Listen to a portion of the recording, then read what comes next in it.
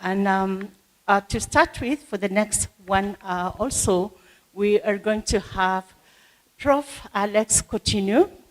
I'll just say very few things about Prof. Alex. The rest you will learn from him as he speaks.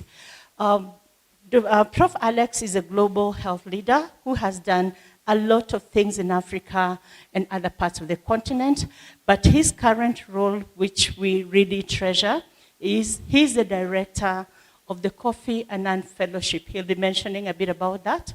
Kofi Annan Fellowship is one of the 4 pillars of Africa CDC, which creates leaders in Africa for Africa, and of course their impact goes beyond Africa. So without much ado, I don't want to spend a lot of his time.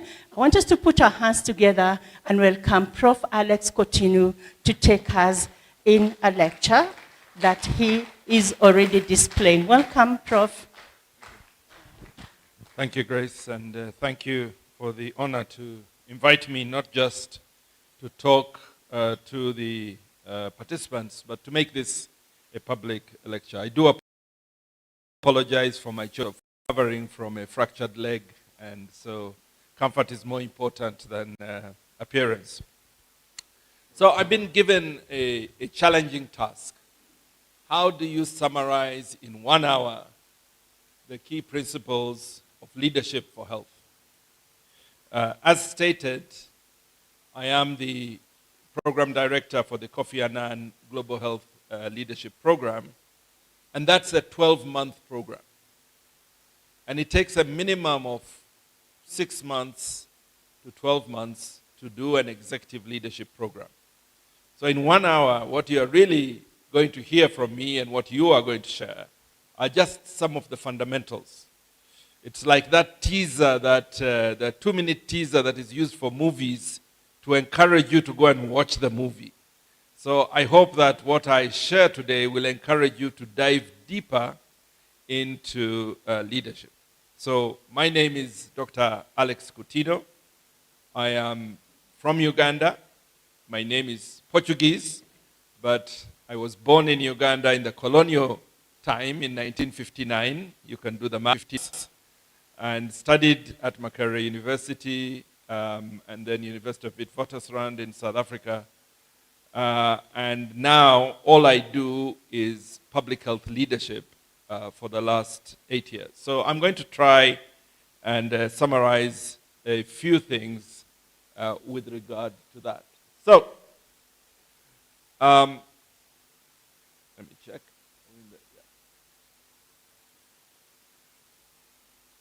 Oh, okay, it's one of these slides. Right.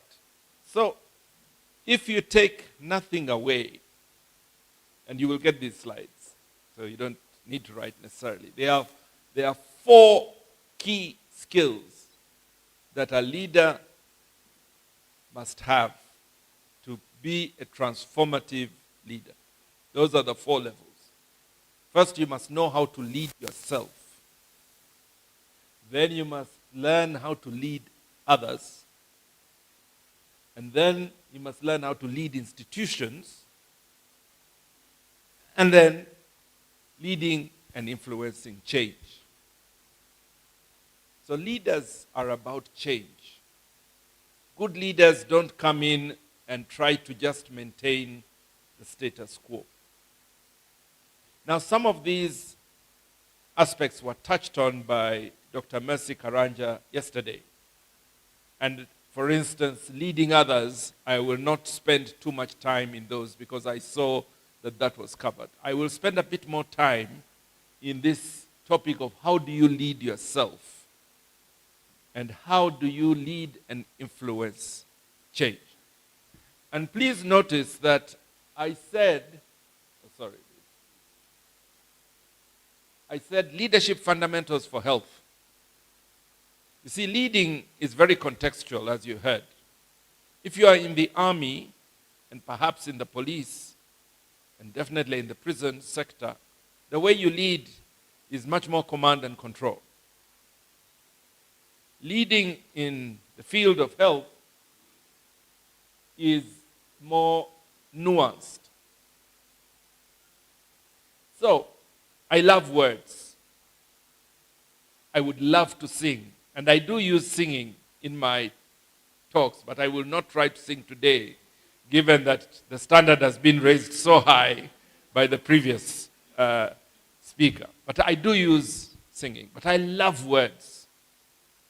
So I want you to share 20 words that for you evoke good leadership qualities. You know, I often say, and this you can write because I didn't put there, leadership is most obvious when it is absent. Let me repeat. Leadership is most obvious when it is absent.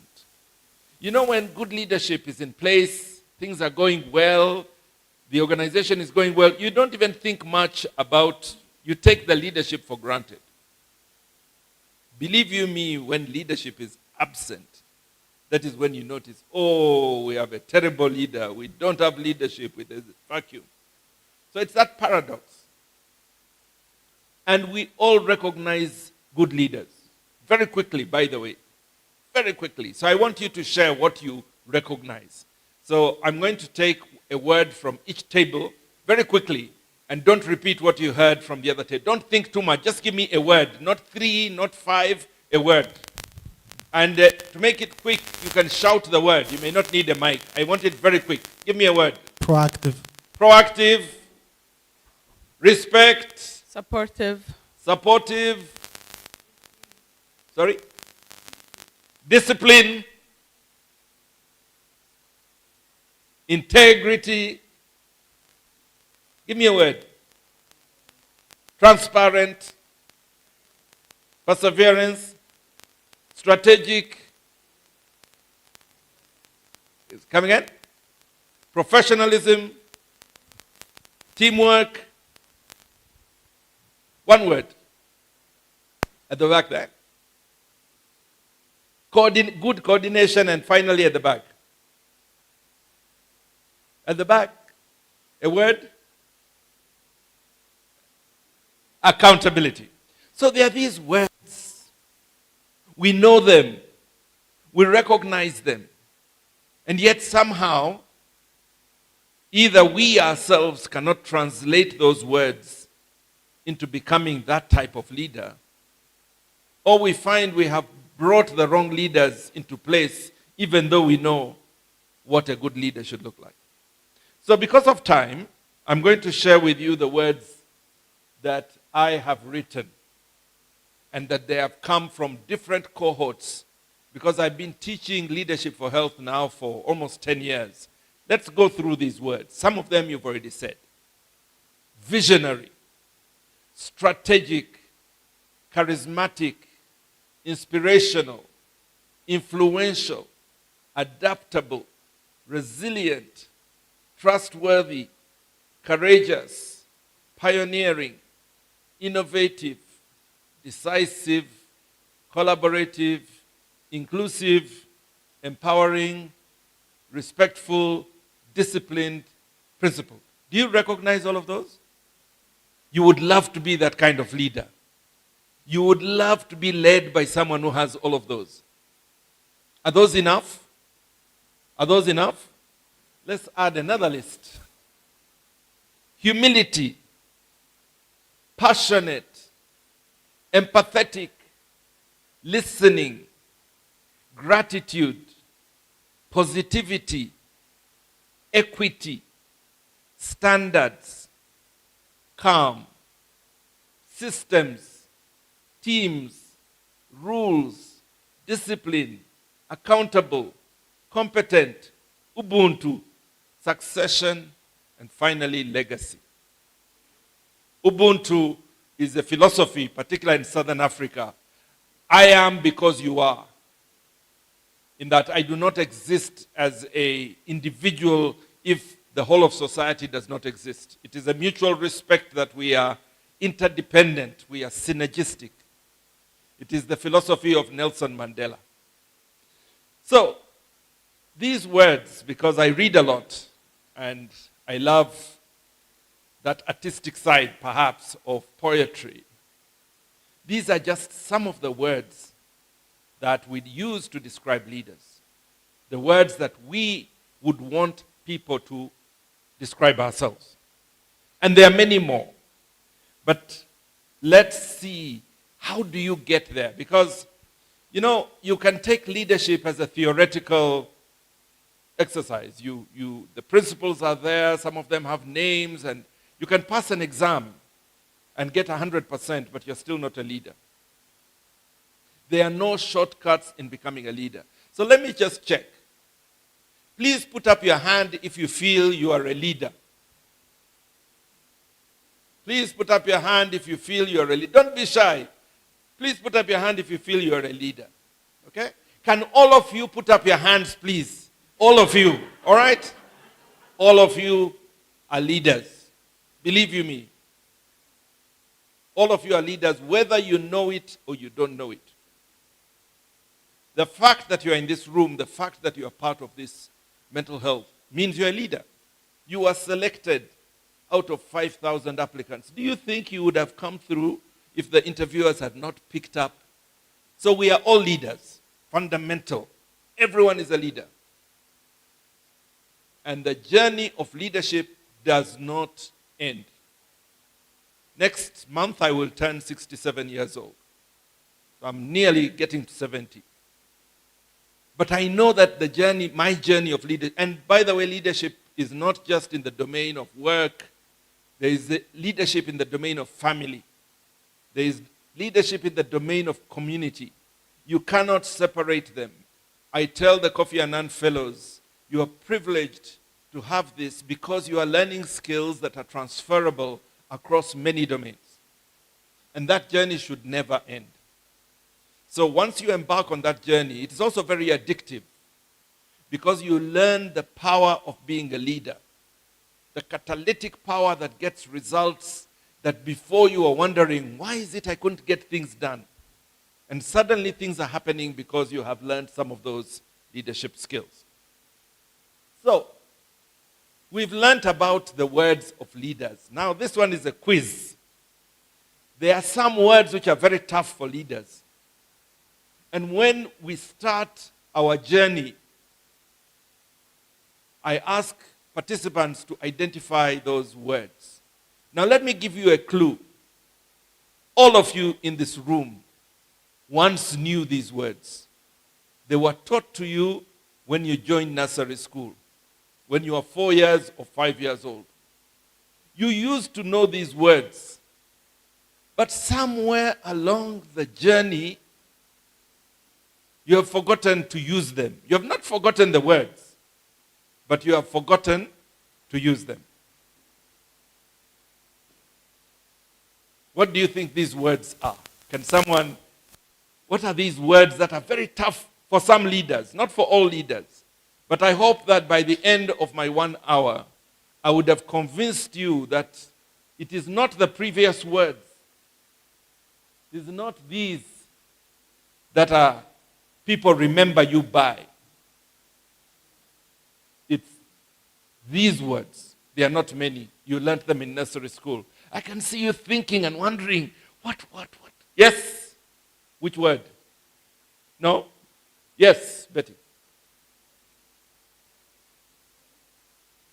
In nursery school, they wouldn't understand the word discipline. Neither would they understand the word integrity. They are simple, basic words. Yes?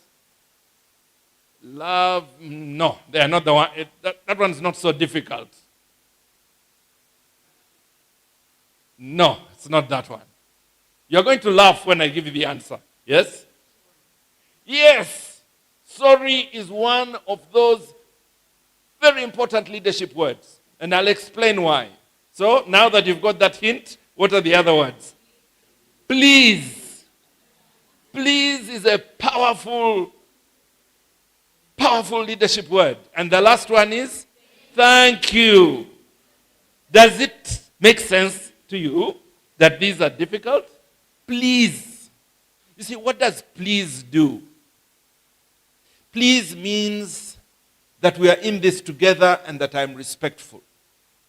And please remember, you see I used please. Please remember, I am talking about leadership in health. I am not talking about leadership in the army. Because when a general is telling a captain what to do, they don't use please. It's a command and control, all right? This is contextual leadership where you are trying to bring together many people, many partners to work. And the catalytic word is please. How many of you enjoy, even in your own homes, being told what you to do without the please part? Go fetch water. Would you enjoy being told, go fetch water? But if you add the word, please go fetch water, it changes completely. Thank you. You know, God has been good to me. Really good. And I have a theory why. I don't pray as often as many people. But every time something good happens to me, I say thank you to God. I send a small prayer. I said, oh God, thank you very much for that. And very few people remember to say thank you to God.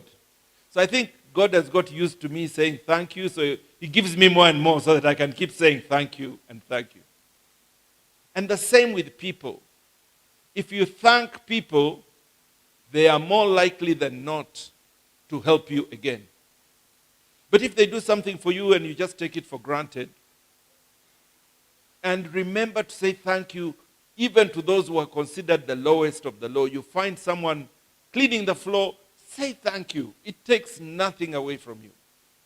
The respect you get as a leader grows. And then the most difficult one, I'm sorry. I'm sorry is the best word you can use in mediation, in conflict resolution. Just to say, I'm sorry. It calms down situations. And as a leader, it is very powerful. Because leaders generally do not want to say, I'm sorry. Somehow they believe that it undermines their power, that leaders must be powerful and leaders cannot be wrong. How do you say, I'm sorry? It was hard for me too. It was not an easy one. But I am learning. So please remember that these are tough, but very, very powerful tools. So, let us go to leading self. I am a storyteller. The older you grow, the more you want to share your experiences through stories. So I'm going to tell you 2 stories. I did my first executive leadership program in Eswatini, which was called Swaziland at the time, about 34 years ago. I went for a course similar to what you have done. And we were in a hotel outside of the capital city, maybe 80 kilometers outside. And in that hotel, they had a traditional craftsman who would be carving traditional carvings to sell to tourists. It was a tourist hotel. So he had a corner in the hotel and he would be carving from wood. He was a wood carver. And during the course of the 3 days we were there, day 1 we found him carving a piece of wood. And he spent the whole day carving it, and the second day. And by the 3rd day, the most beautiful wooden eagle had come out of that piece of wood. When he began, it was just a piece of wood. You could not tell what was going to happen. At the end was this beautiful eagle. And he could not speak a word of English. It was traditional from the village. So the Swazis who were with us, we asked them to ask him, where did he get this skill? And he said, he inherited it from his forefathers. And we asked him, but how do you see the eagle? How do you get such a perfect thing from that wood? And he looked at us as if we were very stupid. He said, but it's simple. It's very simple. The ego is already in the wood. The ego is there. My job is not to disturb the ego. My job is to remove the pieces of wood that are obscuring the ego from coming out of the wood. And that is perhaps the greatest lesson in leadership I've ever got from this person who was a wood carver. That the eagle is already there. I asked you, are you leaders? The leadership eagle is in you. It's in you already. It's there. Our job is to remove those things that are inhibiting that eagle from coming out and flying. And many of those things lie within yourself. Many of those things are there. So, second story. After that workshop, I was sent by my employer to go to South Africa for a 3-day psychological assessment. Because part of learning yourself, there are many psychological tests that can be used to know what is your personality and what your personality is suited for. So after 3 days, the psychologist called me in to give me my report. I had done a lot of tests, a lot of simulations. And he said, Dr. Coutinho, you have the potential to be a great leader. Of course, I was very happy. Wouldn't you be if someone told you that? And I was expecting it. My ego used to be much higher than it is now. Then he said, but. I said, what? He said, but you believe the world rotates around you. I said, what? He said, you believe, you, Dr. Coutinho, believe that what you think is what is most important in this world, that everybody's other's views are secondary to yours. And unless you correct this, you will not be that great leader. Of course, I took it first as negative feedback. What do you mean? Then he said, relax. Most doctors are like you. Most doctors. We believe the world rotates. You know why? Because we have so much power as doctors. So much power. How many people can tell a patient, please go in that room, take off your clothes, and I'm coming to examine you, and no one argues, right? Because they have come to be healed. We say, take this medicine, and people take it. And that power can corrupt. So to become a leader, I needed to shift. By the way, at that time, my specialty was emergency medicine before I became a public health. And of course, in emergency medicine, it's command and control. So to become a public health leader, I had to shed my command and control. Sometimes it still comes back, but I'm aware when it comes back, and I say, oh, okay, I need to move away from command and control to a much more inclusive leadership style. Now, normally for our fellows, they go through a 6-month process of understanding themselves. They get psychometric assessments, and then they get coaches who help them understand who they are and help them to understand what others are. Because sometimes when you know who you are, you think everybody's like you. No, that's not. So, to cut it short, I want you to research a little bit more about psychometric tests, because leading yourself requires you to be self-aware, to be reflective, and to be introspective. What's the difference between reflective and introspective? You see, this is my love for words. When you reflect, you are reflecting on what is taking place in your life. And a lot of it may be external. When you introspect, you can't dodge yourself, because now you are thinking about what it means to you, how you are reacting to it, what you are thinking. You need to be open to feedback. Because to understand yourself, you must open yourself to hear what others think about you. And that is another tough leadership lesson. You need to have clarity of purpose.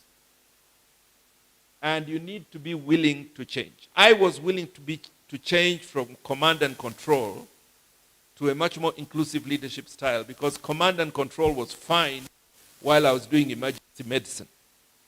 Command and control does not work in public health leadership, neither does it work in mental health leadership. And all of these together is mindset. In these last 10 years, I have come to respect mindset much, much more. The power of the mind to do something that everyone thought was impossible. Sebastian Sawe had a mindset that said, I am going to break the 2-hour barrier. And he made history for Kenya and for Africa. And Kejelja also had a mindset that even if I am running the marathon for the first time, I am going to run the best marathon ever for the first time. And he also broke. It's mindset. Mind over matter. Mind over your body. So, do a bit more reading around mindset. What is your mindset? How do you change it? Do you have a mindset that is setting you up for failure? You are afraid. You don't want to take a risk. What is your mindset? There are tools where you can evaluate your mindset through online psychometric testing. It's always better to have an expert to interpret it. But at least you can start understanding, where do you fall? Leading others. Dr. Mercy covered most of this. I will just list them. Leading others brings you into collective purpose. It's not just about you. You do require mutual respect and trust to lead others. You can't tell them, trust me, but I don't trust you. You can't tell them, respect me, but I don't respect you. It's mutual. You need to build the team through different activities. You need to enhance or change or create an organizational culture. You need to build a learning organization. Those of you here with a learning organization that have been written about a learning organization. An organization where everybody is learning. But you cannot build a learning organization if you, the leader, are not willing to listen to what the employees are telling you from what they are learning. If you as a leader say, I don't want to hear you, then it will not be a learning organization. And you need to aim for collective victory. Yesterday, Dr. Mercy Karanja quoted a president said, so much can be done if you don't care about who did it. There are so many organizations where the boss, by the way I hate that word, but the boss wants anything that is accomplished to be because of the boss. But if you don't care who it is, who is going to get credit, and collectively you say the organization did it, you'll find a lot more gets done. And that is the we. The we can be very difficult for some leaders. Very difficult. And back to my words. If you hear a leader constantly saying, I have a problem. I know I'm using the word I, but I am having a problem with a leader like that. But if you hear a leader saying, we, they are constantly acknowledging the team. And by the way, your team is listening, especially if they know you didn't do the work. They did it. And you're there saying, I was able to take this organization from. So please learn that we word more often. It's a very powerful word in leadership. So, pointing the wrong way. Can someone help? We've got a stuck slide. So, next one, I have my backup plan here. Someone help to move the slide.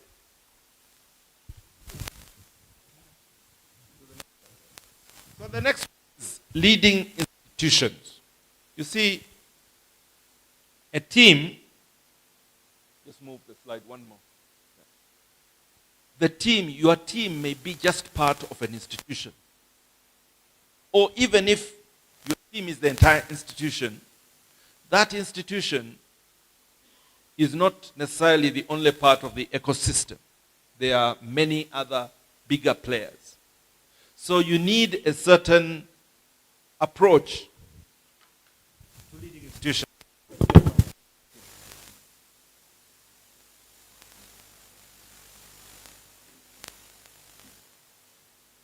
Yes. Can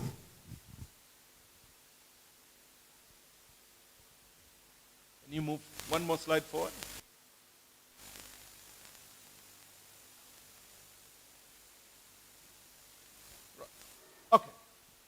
So leading institution, these are some of the things, again, Dr. Mercy touched on. Vision, strategy, goals and objectives. Value to society is something that we sometimes don't state clearly. We are very quick to say our mission, our vision, our values, but what value are you bringing to society? The greatest thing you can do for an institution is to build systems. I have been a CEO of 4 different, very large organizations. And the best succession planning I was able to do with others, not alone, was to build the systems of that organization so that regardless of who leaves, the organization continues to grow from strength to strength. Governance. So I am also part of a group that is helping to build leadership skills for the leaders of national malaria control programs in 28 countries in Africa. One of our partners in Kenya is Strathmore University. And we call our course LMG for malaria. Leadership, Management, and Governance. So often we talk about leadership and management, and we don't talk enough about governance. What is governance? Because again, if an institution does not have the right governance, it may not survive beyond a certain period. So that is very much your role. Legal. These days, legal becomes very, very important. If you don't understand the legal environment you're operating, you might be taking your organization into a very dangerous place. And then, of course, succession planning.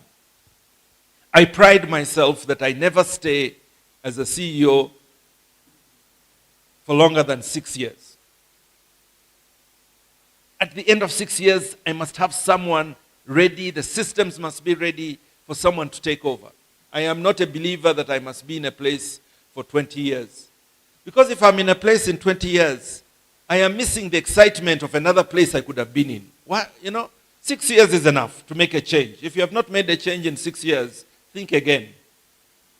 So I've been a CEO for 4 times. Now I'm going into retirement soon. But to do that, succession planning becomes very important. And all of these leading institutions, for you as a leader, are about legacy and posterity.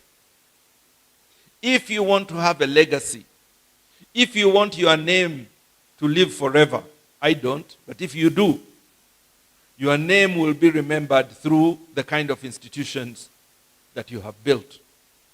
However good you are as an individual leader, there are very few leaders like Nelson Mandela who are known forever and ever by their names. But even them, they built an institution. Nelson Mandela built the first independent and democratic South Africa. Never be forgotten for that. Can you guess who's that on the right? Huh? Who's that on the right? That's my youngest granddaughter. I love her smile. She's very influential in my life because when she smiles at me, I cannot refuse to do what she wants with that smile. And influencing change. Influencing change is a key pillar of leadership. Nothing is constant. We want to be better. Circumstances happen. AI happens. If you stand still and refuse to change, then change will leave you behind and your effectivity as a leader will not happen. So what is there? First, you need evidence. Change that is based on no evidence,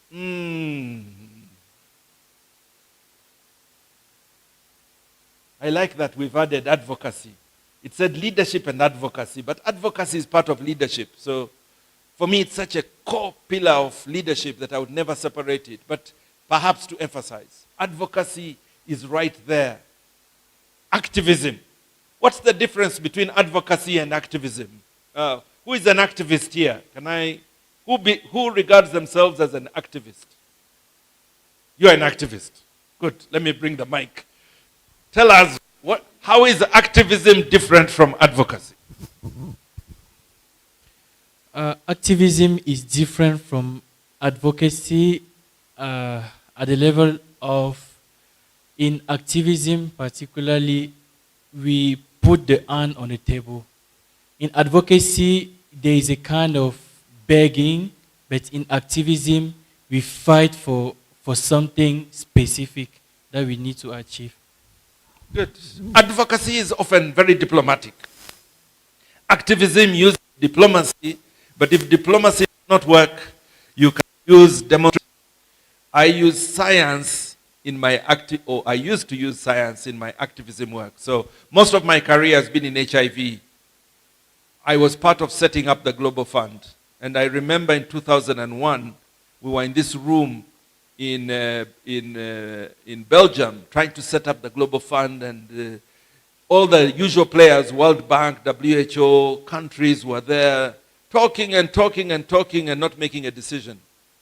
And I remember putting up my hand and says, gentlemen, and most of them were gentlemen, gentlemen, in the 30 minutes you have been talking,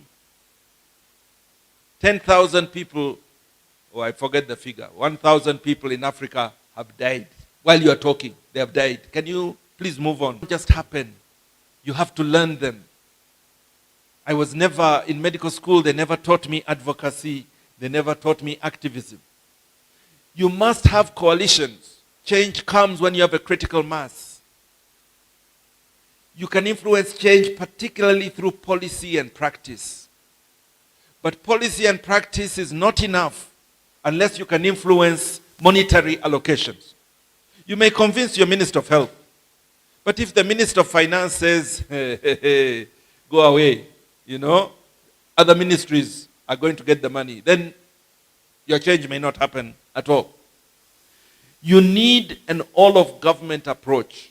Sometimes we in the medical health field think we are the most important. Remember what I told you when I was given feedback that I think I'm the most important. Sometimes ministries of health think they are the most important. Believe you me, the president and the minister of finance do not believe that minister of health is most important. Probably minister of economic development is far more important than minister of health. So you need to engage and influence other ministries, and you need an all of society. And that is where particularly communities can be part of your coalition for change. And of course, as a good leader, these to me is my sort of short list of a jack of all trades, because there are many things to have, but in my life, I have used all of these. Vision, we have talked about. Passion, yesterday you heard that if you don't have passion, it's very hard. TB, HIV were usually very well written, because trust is opportunity. And if you contingency, you need decisions and execution. You can't just decide, okay, we've decided we're going to do this, let's go and sit down, we've finished now, we've decided. There must be execution. There must be oversight, fidelity, and accountability. There must be you must be a risk taker and I'm a big risk taker. I don't think I'd work well in certain environments that don't like risks. But I don't take risks blindly. I always have a risk mitigation strategy. I evaluate the risk and say, okay, I didn't like traffic, so I would be in the office at 6. And then those first 2 hours from 6 to 8 were the most precious times for me, because there was no one to disturb me. I could sort out all my work. By the time everyone came, my desk was clean. So one day an employee came in and found me. I had my legs on my other chair, was drinking coffee. And he looked at my desk and said, Edie, you don't have any work today? I said, no, I have plenty of work today. My work is to get you to do the work. That's my role as a CEO. My CEO is to make sure that you do your work. My role is to be the cheerleader. But many times I've seen leaders who are not cheerleaders. They are waiting for you to make a mistake so that they call you to give you a public lecture. Why didn't you do this? Hey, you are useless. But if you're a cheerleader, then every time someone is doing good, when you have a meeting, you say, today, I want to highlight this employee, see what they did. What a fantastic thing they did. We all respond well to being praised. But sometimes as leaders, we seem to be afraid to praise others. So cheerleading for me is very important. You must be a mentor, you must be a crisis manager, you must be a disruptor. But you can see I keep coming back to succession planning. I know one of the ministers of health, we are writing a book. They are writing a book, I'm helping with editing. It's a book for ministers of health to read when they've been appointed. You know, most ministers are appointed without them knowing they're going to be appointed. They hear the president has appointed you, suddenly you're minister of health. So it's a book to help ministers. What do you do next? And one of the pages says, day one, start planning for when you stop being a minister. Have you ever seen a minister who has stayed a minister forever? I have seen life presidents, but I have not seen life ministers. Plan for when you're going to leave to be a minister and start planning for who your successor will be. So that is an important piece of you as a leader. Let me talk very briefly about emotional intelligence as we head towards the end and I give you a chance to ask questions. You've all heard of emotional intelligence, have you? I will not embarrass you by asking you to put up your hands. Emotional intelligence is an important part of mental health, but it's a very important part of leadership. Often, you have people who are highly intelligent as measured by IQ. But their EQ, their emotional quotient, is low. And leaders who have low EQ struggle to build teams, struggle to understand the needs of other people. They often either think everything is logical or what does it mean for me? And so I have a quote from someone called Maya Angelou that asks, how do you make people feel as a leader? How do you make people feel? I have learned that people will forget what you said. People will forget what you did. But people will never forget how you made them feel. And as a leader, you need to grow your emotional intelligence.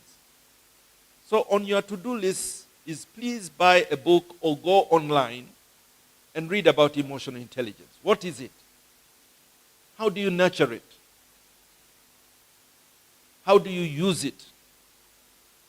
Because it's going to come in my almost last slide. But this is a whole lecture series on its own, and I can't go very deeply. But that is an important part of you as a leader. So, I want to end this part. I'm going to talk a little bit about the Kofi Annan Fellowship, but this part, the fundamentals, by talking about wisdom. How many of you think you are wise? Remember, I asked you how many of you think you are leaders. How many of you believe you have reached the point where you are wise? No one is volunteering. We have too much humility in the room. Okay, let me change the question. Is there any of you where someone has said, oh, you are very wise? Can you put up your hand if you have ever been referred to as very wise? You have been called wise. You have been called wise. You have been called wise. Oh, the youngest in the room has been called wise. That's very interesting. You have been called wise. Okay? So what is wisdom? What is wisdom? If I asked you to define wisdom, and don't use AI or whatever, what is wisdom? What is wisdom? Anybody wants to give me, let's take the youngest. She calls herself the youngest in the room. Let's hear her wisdom. What is wisdom? I am the youngest in the room. Thank you. I think for me, wisdom is applying the knowledge that I have. Yes, and the knowledge is something that can save me as well as it could save someone. So wisdom is having a knowledge that can save someone and myself and applying it. I'll take that one definition of wisdom and I'll share with you my definition, wisdom. From one end of the age spectrum towards the other end of the age spectrum. Sorry. So, first, good leadership and good leaders demonstrate wisdom. By the way, can you recognize someone who's wise? Through their behavior, through what they say, you can recognize. Very easy. Say, what is wisdom in Swahili? Hekima. Hekima. Huyu mtu yuko na hekima. You recognize, that's my bad Ugandan Swahili. You recognize that someone is wise. And good leaders demonstrate wisdom. Acquiring wisdom is a lifelong process combining knowledge, experience, reflection, learning from others, having a worldview, respect for others, and continuous improvement of yourself. Because if you are wise, that wisdom has to grow, which means you have to keep improving yourself. I think what you added, and very correct, is that you have to use wisdom to help yourself, but also to help others. It requires humility, self-awareness, introspection, mentorship, ethics, and humanity. Those last two. Wise people understand what are the ethics, what is the morality, and what is the humanity, the ubuntu, in reaching a conclusion, in reaching an advice. I have a formula for you, which you can write down. This is my formula. It says, IQ plus EQ plus SOQ plus SPQ equals wisdom quotient. I'm a scientist, I like maths. So that's why it's that. And I'll explain each piece. So IQ, you know, yes? IQ, intelligence quotient. EQ, you know, we've already talked, emotional quotient. SOQ, what is SOQ? Social quotient, because wisdom in Somalia may be different from wisdom in Sierra Leone because of the context. You have to understand their context. So if you don't understand that social context, how can you be wise? People will just laugh at you saying, you're just talking. Yeah, I'm in Ethiopia and I'm trying to give you the wisdom from Uganda. I say, my friend, wisdom is not necessarily easily transferable. On certain things, yes. And what is that last one? SPQ. SPQ. Anybody wants to guess? It's a very important one. We started with it this morning. Spiritual quotient. Notice I did not say religion. I said spiritual quotient. Spiritual quotient is about you understanding that there is a higher power. That certain things will happen for reasons that you don't know. And that even if you use just your IQ, EQ, SOQ, it may not necessarily give you the full answer. That spiritual quotient can be from any religion, including traditional religions practiced in your country. It is just a respect that there is something spiritual that influences what takes place in the world. That's mine. It's my formula, by the way. It's not trying to force it on anyone, but that's what I use to get to the point where I can say I have made a wise decision. But in order to get to a wise decision, I need to be in a quiet place for a while. You cannot make a wise decision just like that. You need to reflect. I need to go to that art studio somewhere in Kojaido and just... So for me, I do mountain climbing. Most of my wisdom comes when I'm climbing mountains. It's the best introspection. I have climbed Kilimanjaro, I've climbed Rwenzori, Elgon, Drakensberg, Everest. I've still got to climb. I didn't climb Everest to the top, though. I still have to climb Kenya. So there's a reason to come back to Kenya. So let's move towards the end of our talk. I am the director of Kofi Annan. This is the summary of Kofi Annan. I know you want to know because some of you may apply. It's a legacy program established by the AU to honor the late Kofi Annan. It is hosted by Africa CDC. It's been in existence for 6 years, and we are about to graduate cohort 4. So the total graduates will be 109 in June of this year. It's the first executive leadership program for African public health leaders that is based in Africa and delivered by Africans. There have been no programs like these. They've been hosted in London, in Switzerland, in Seattle, but not in Africa until Kofi Annan came along. Applicants must have at least 10 years experience in public health in Africa, must be an African citizen, and must hold a senior position that is influential nationally or regionally. So very strict parameters. The program is 12 months with 20 days of online learning and 30 days of in-person learning divided into 4 sessions where we go to different countries. In addition, fellows get a formal coaching and mentoring program. 5 slots out of the 25 per year are reserved for mental health leaders. So you're very lucky. Those working in the mental health space, you have an advantage. But we usually get like 100 applying in mental health, so 5 out of 100 is still. The call for applications for cohort 7 will be announced in November 2026 on the Africa CDC website. So right now, we are already processing cohort 6, so it's too late for you to apply. Right, I have 5 minutes. My last slide is my introduction. I am grateful for the opportunities that life has given me to lead and influence.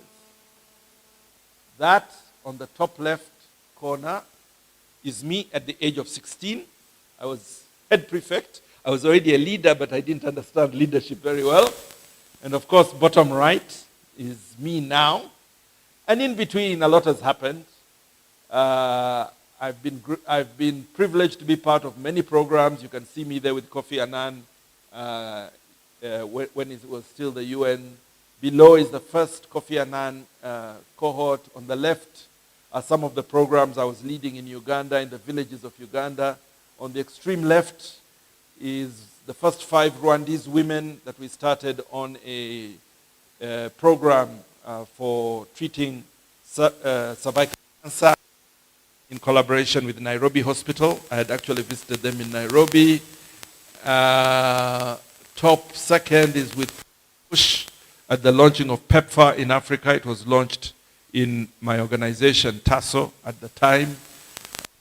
And in extreme right, I'm with the former Prime Minister of Japan in Tokyo, getting an award. So my life has been good. And I would wish that all of you in this room, one form or the other, have a life. And at the bottom of that is gratitude. You need to be grateful for all of the opportunities that life brings you and pass it on to others. And that is why, that is my passion, to continue teaching leadership to public health leaders. Thank you very much indeed.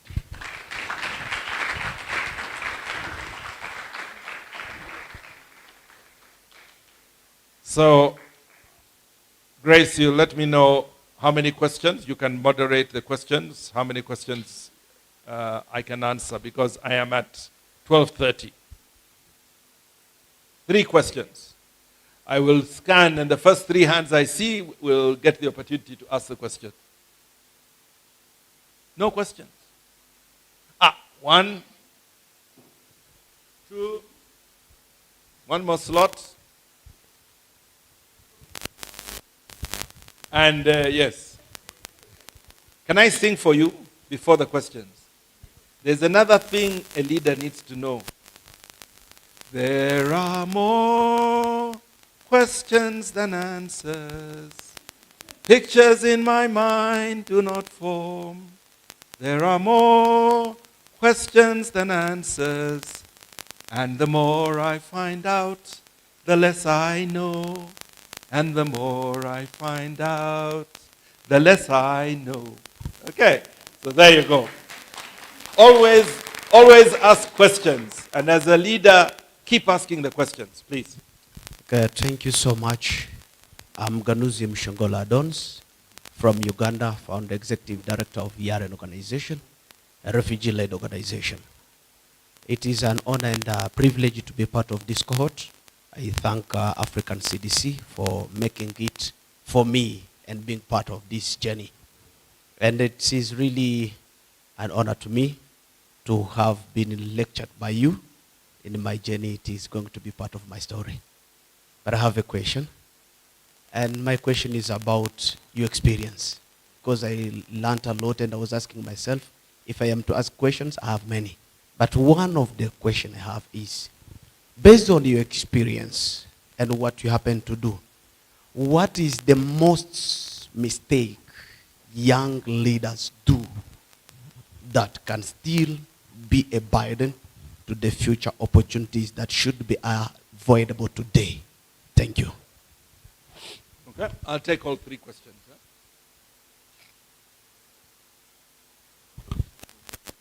Yeah, it's here. And then Muhammad is taking the third.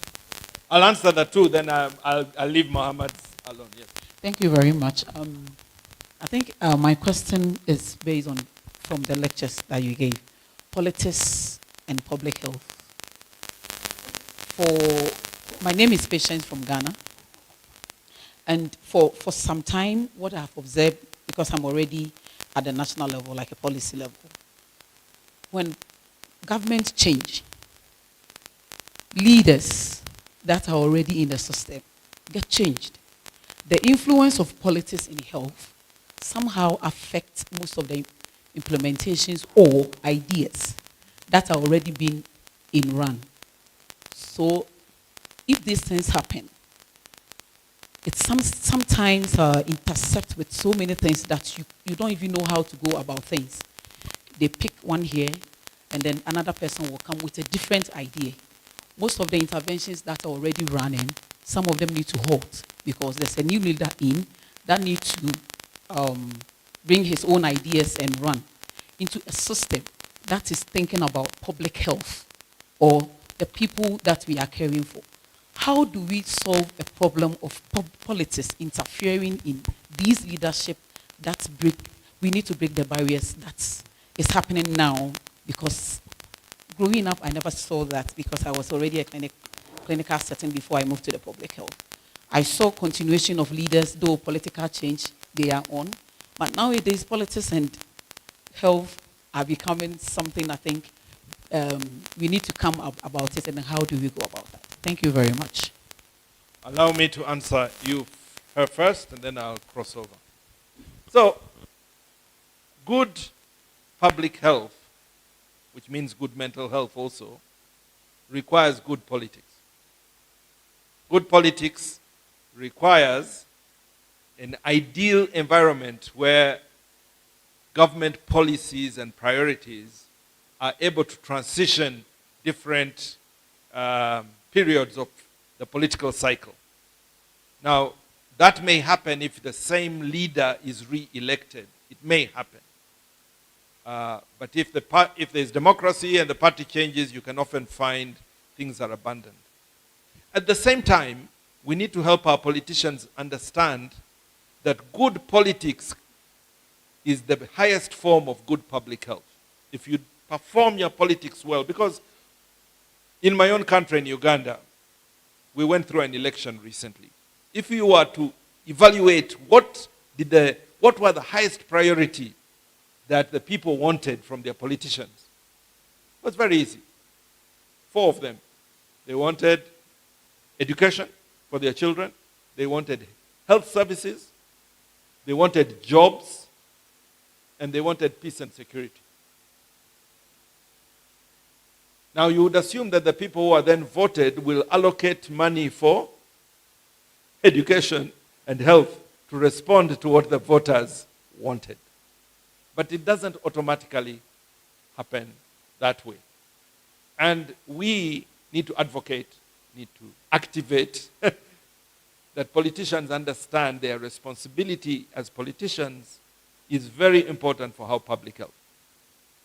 Unfortunately, it's not just national politics. You can see what is happening internationally, especially in one particular country, and how that is impacting Africa right now.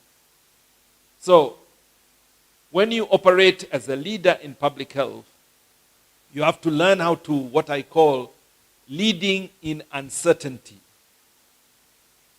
You need to learn how to, remember I told you need to take risks, have risk mitigation plans, but those risk mitigation plans also need to deal with uncertainty, because there is a lot of uncertainty in the way in which we do our things, even nationally or regionally or subnationally.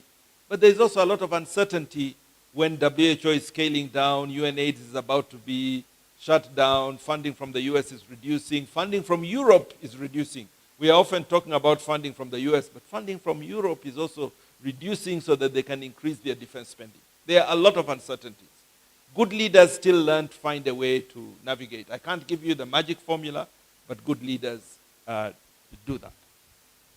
So to your question, what are, did you say mistakes?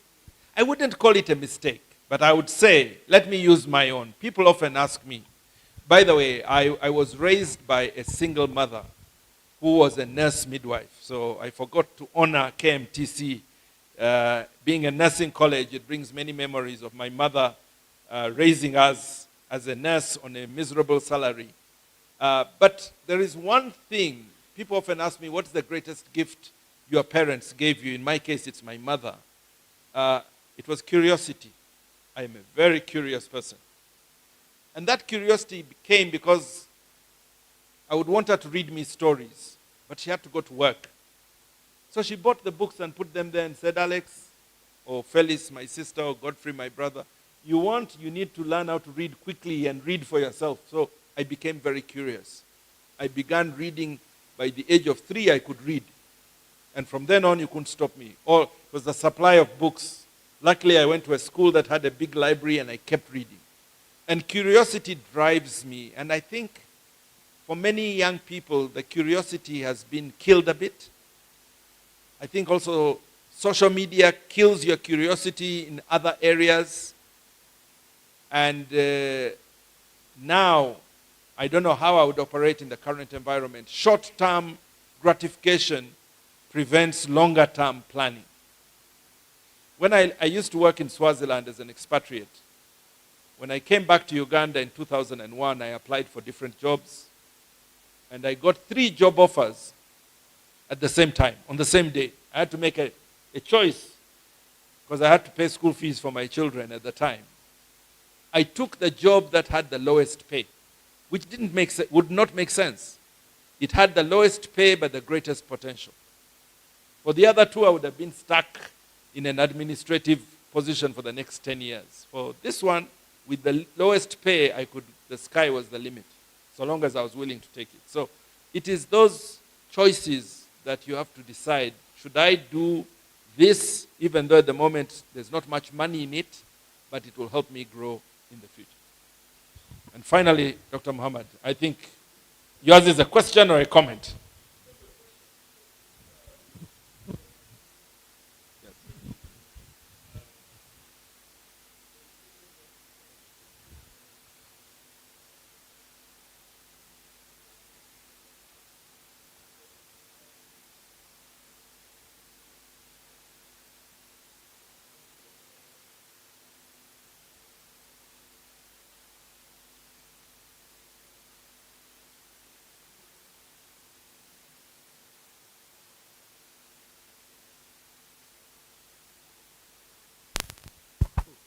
Thank you so much. When you see the formidable CVs of some of the leaders we all look up to, people like Nelson Mandela, Kofi Annan, on the African continent. One is the Secretary General, the other is a president. We cannot all be Secretary General, we cannot all be president. Is there other ways to help us know that at whatever level we are, we need to exhibit leadership quality and feel happy that what we're doing is also as important as whichever level you find yourself. Thank you. Thank you. Dr. Mohammed, earlier I asked people to volunteer and put up their hands if they thought they were leaders. About maybe 3/4 put up their hands, but I encourage everyone to put up their hand. We are all leaders. We cannot all be Nelson Mandela, cannot all be Kofi Annan, but we are all leaders and we can make it. The point is, are you making a difference?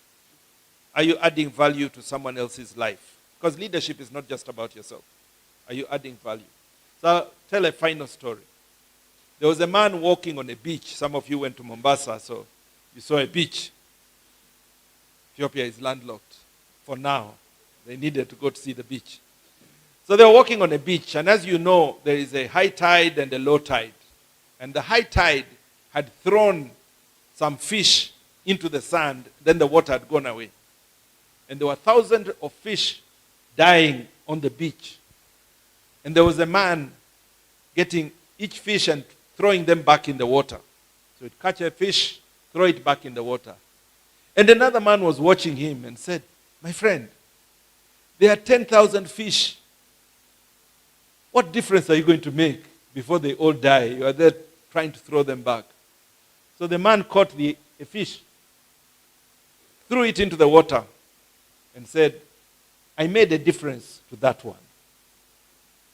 I made a difference to that one. I may not make a difference to all 10,000, but for that one, I made a difference."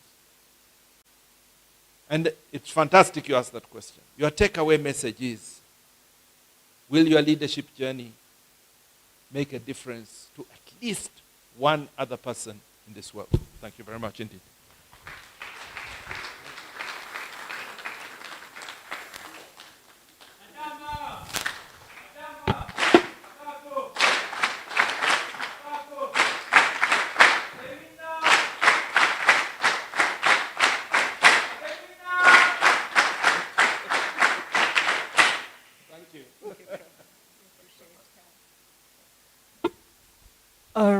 Thank you very much, Prof. Alex.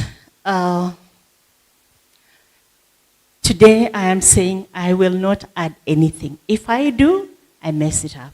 But we appreciate that you made time to speak to us. Now, in this house, we are here courtesy of partnership between Kenya Medical Training College and Africa CDC. And our guests for today, the ones who have not been with us for the rest of the week, we have been here actually for 2 weeks. This is our second week, and we're training leaders in mental health and also equipping them with advocacy skills to shape the landscape of mental health, not just on the continent, but in Africa.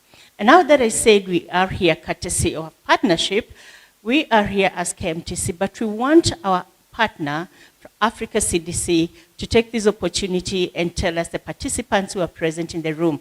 I know we're many, we have guests from many other places, but I want to take this opportunity to invite Dr. Mohammed Abdulaziz, who is the head of a division of non-communicable disease, mental health and injury at the Africa CDC, to come over and at least let our guest speaker know who is in the house so that he speaks from a point of information. Let's put our hands together and invite Dr. Mohammed.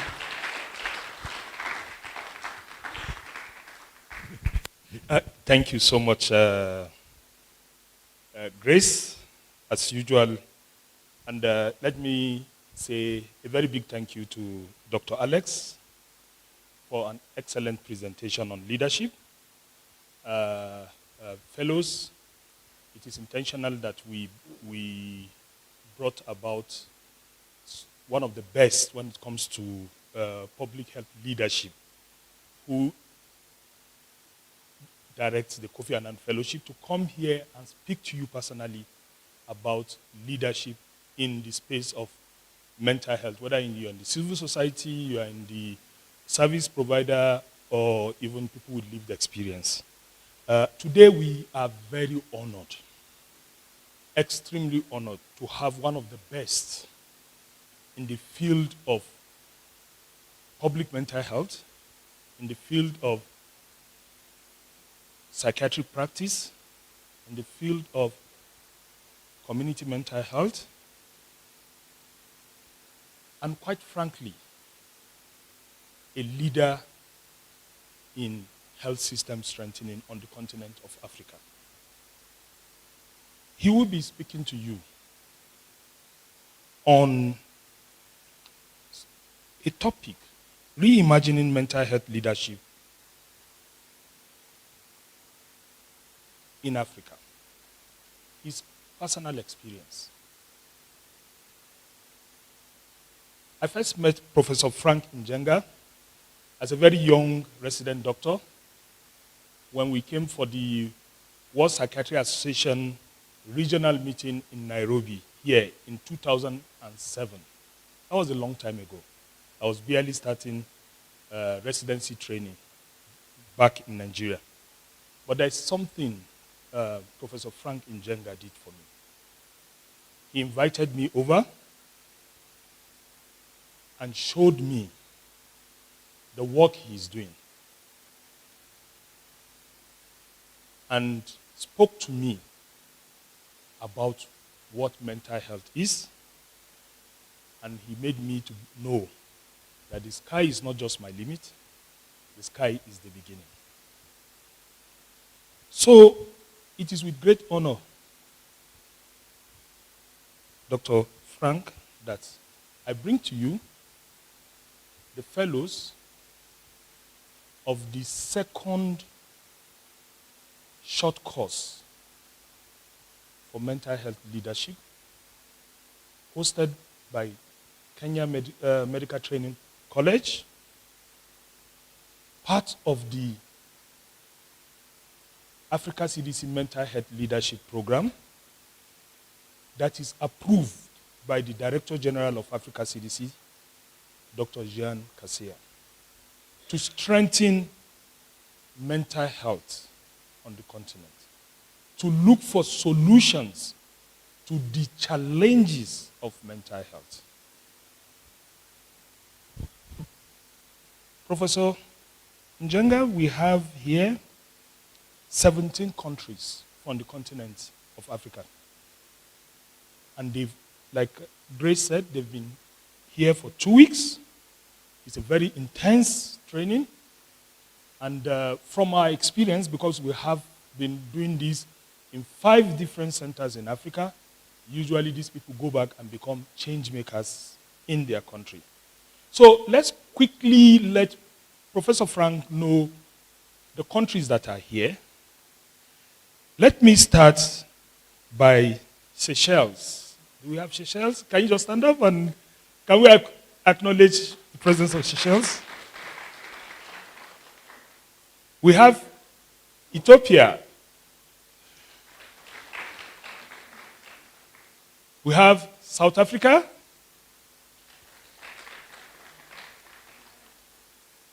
We have Malawi.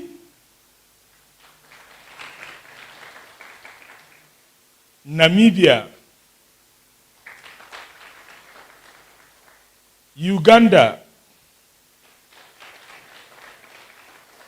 Tanzania. Somalia. Sudan. South Sudan. Egypt. Ghana. Nigeria. Rwanda. Burundi. Do we have any more country? Cameroon. Do we have any more country? Which country? Kenya. Can we give them a round of applause? Professor Frank, here you are, the 17 participants from 17 countries across Africa, mostly in East Africa. And they have been waiting to hear this guest lecturer. And let me at this junction call on Grace to come and welcome our guest lecturer through the CEO. Thank you. Thank you very much. Always infecting people with mental health practice. That's Dr. Mohammed. I want us to take this opportunity and invite Dr. Nyawira Mwangi, who will invite our guest speaker for this afternoon. Let's put our hands together for Dr. Nyawira Mwangi, the Deputy Director, Academic, Kenya Medical Training College. Welcome, Doc.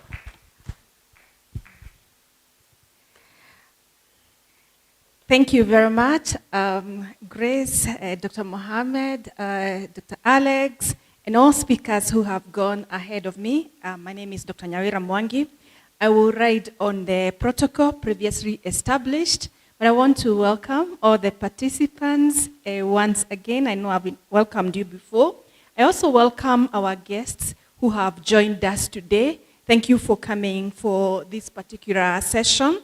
I know we have a guest from Ministry of Health, from Kenyatta National Hospital, Mathari Hospital, and also KMTC Mathari, as well as other campuses, and also Mathari National Teaching and Referral Hospital.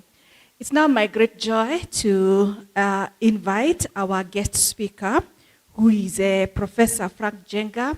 We know him, those of us from Kenya know him well.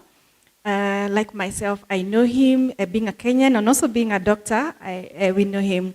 But I will now read his bio briefly. Professor Frank Njenga is a pioneer and thought leader in psychiatry, and his impact extends beyond Kenya, Africa, and the global stage.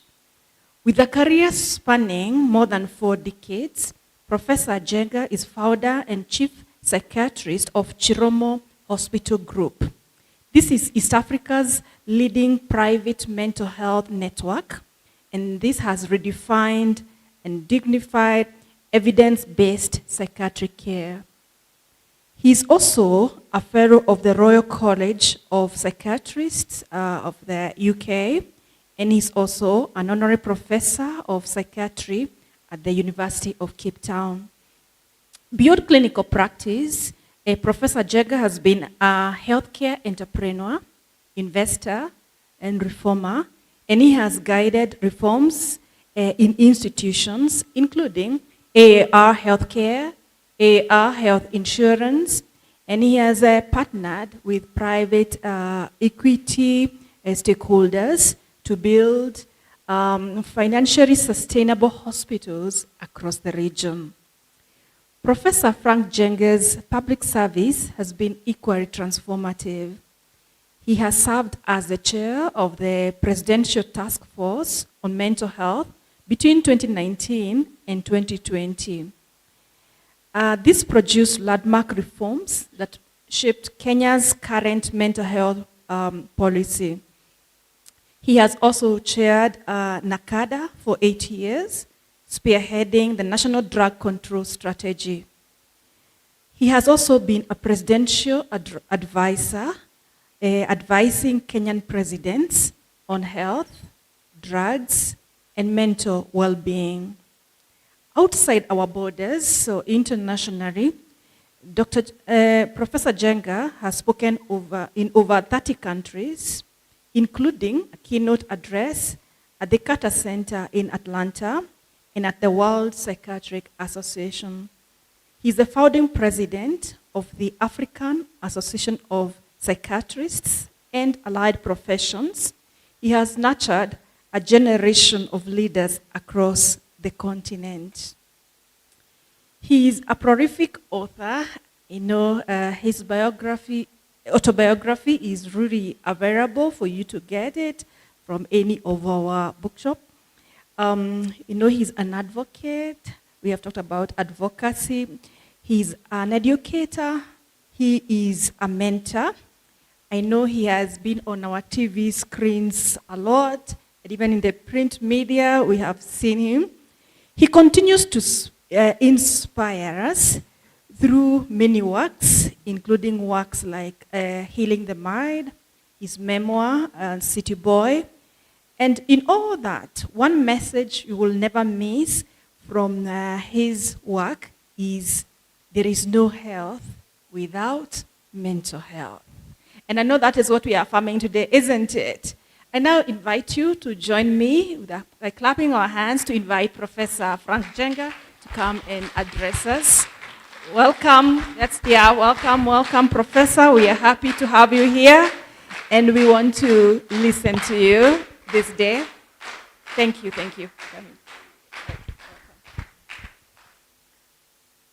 Ladies and gentlemen, I have good news. Very, very good news indeed.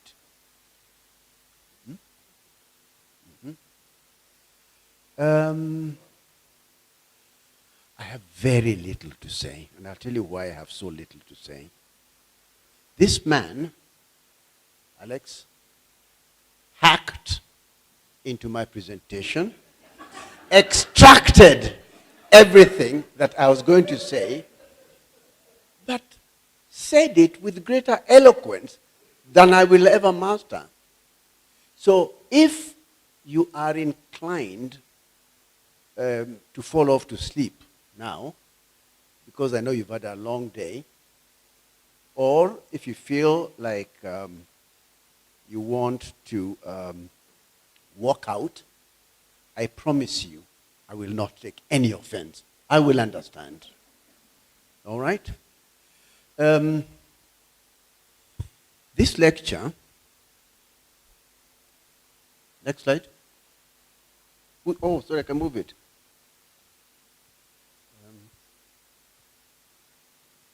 This lecture is dedicated to my father. My father is to your right. I am 17 years old. We saw him at 16. Now you're seeing me at 17. And the reason I show you this picture of my father is because he is the inspiration behind everything that I have done all my life. Number one. Number two, my father joined this institution in 1942. He was in the 15th class of KMTC.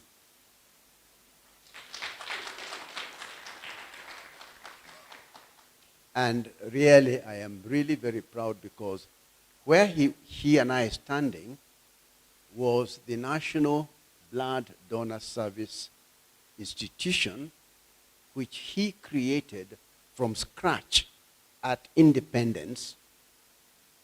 And it's true. And I remember that the blood donor service was then run by the Kenyan Red Cross, who were very, very, very creative.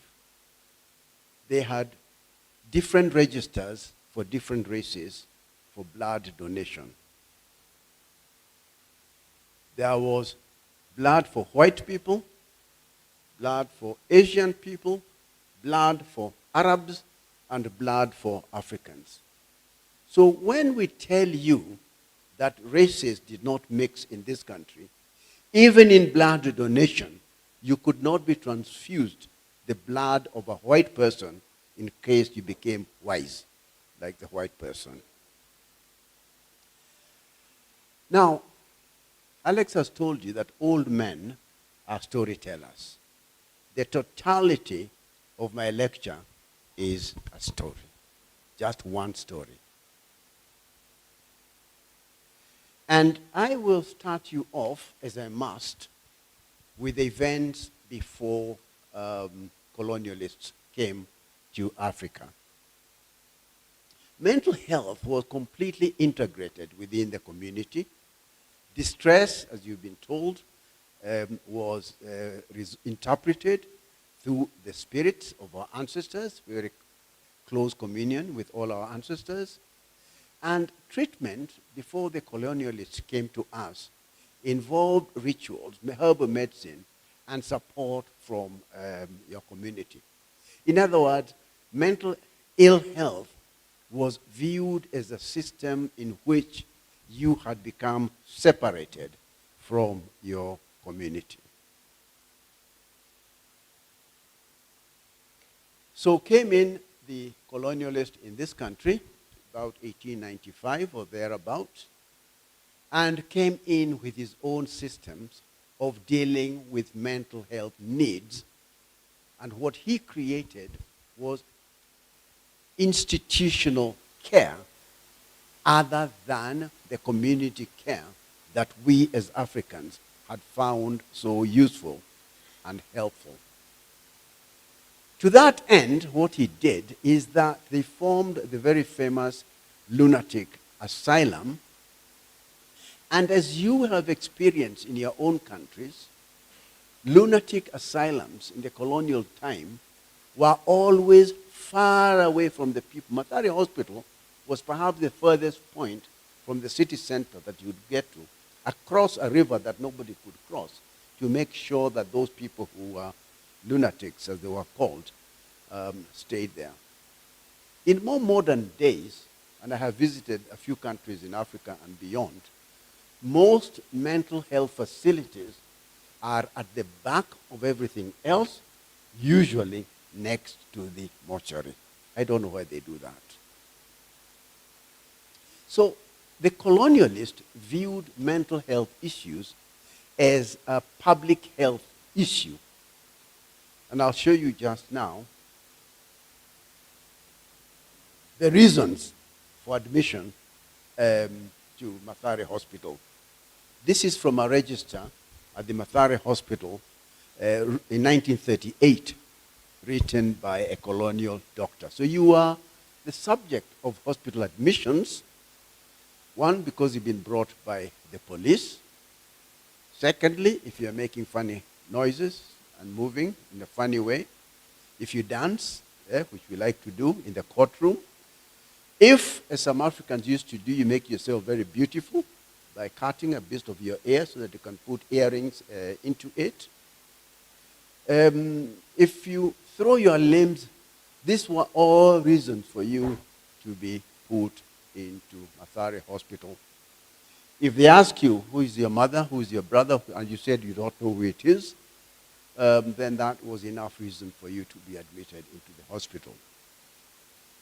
If the colonialist interviewed you, usually he didn't speak your language. So he would get a deluded patient and ask the patient who has a delusion to be the interpreter for you. And if a man who has a delusion says, this person is also deluded, that was another reason for your admission into the hospital. This, as I say, is straight from the records. In 1938 or thereabout, the people of Machakos, through their leader called Muindi Mbingu, after whom a street is named near the Supreme Court in Nairobi, led his people to protest the fact that the colonialists were killing their cows indiscriminately. And those Kenyans who might know, the Kenya Meat Commission in Athi River was actually created at that time to take away forcefully the animals of the Akamba people. When Mr. Muindi Mbingu protested, a diagnosis of political mania was made on him, and he was deported to some faraway land. Our own Jomo Kenyatta, our first president, well known and recognized all over the world, had his own views on how mental health issues intersect. In his very famous 1938 book, he offered the opinion that through concentration, one is able to penetrate the mental mechanisms of the other person. Today, Mr. Kenyatta would probably be told he has schizophrenia because his thoughts are entering other people's heads. His claim to holding such substantial opinion was the fact that, and this is what he said in his book, my grandfather was a seer and a magician, and I served as an apprentice under my grandfather, and therefore I am qualified to offer such opinions. Now, we have come a long way, and remember, I have to remain faithful to the fact that you are on a course on mental health leadership and advocacy. Jomo Kenyatta achieved very high levels of leadership, and that is where we are going. Now,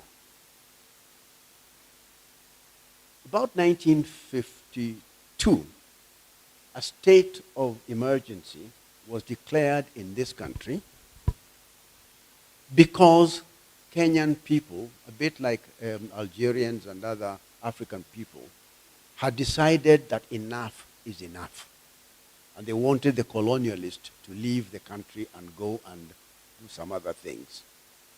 They hired the services of a guy called J.C. Carothers, who at the time was a general practitioner. He subsequently went to my old school, the Maudsley Hospital, and he wrote a huge monograph that essentially said that those Africans who are seeking, like my father, who are seeking independence of this country,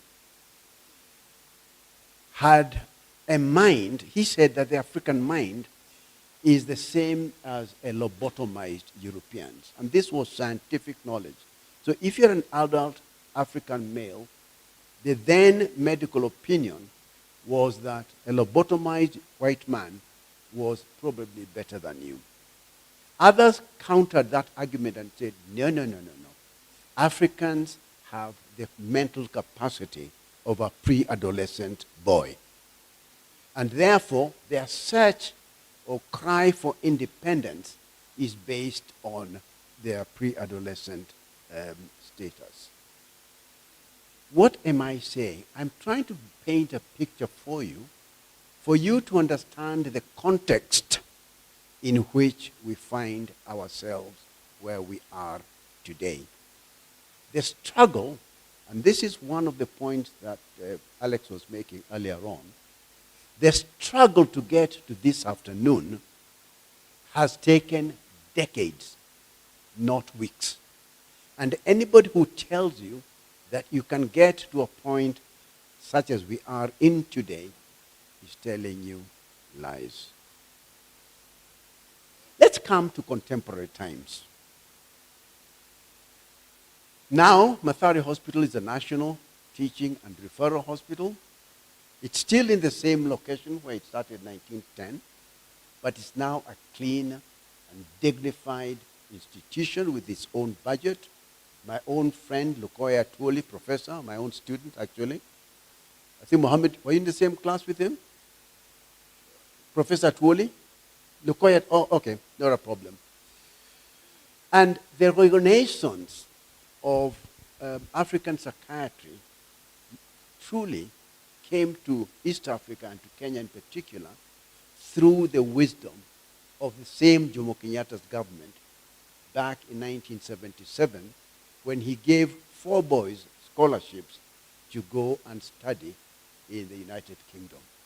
And from there on, through one act of leadership, and we keep coming back to leadership, I will demonstrate to you how we have arrived at this day.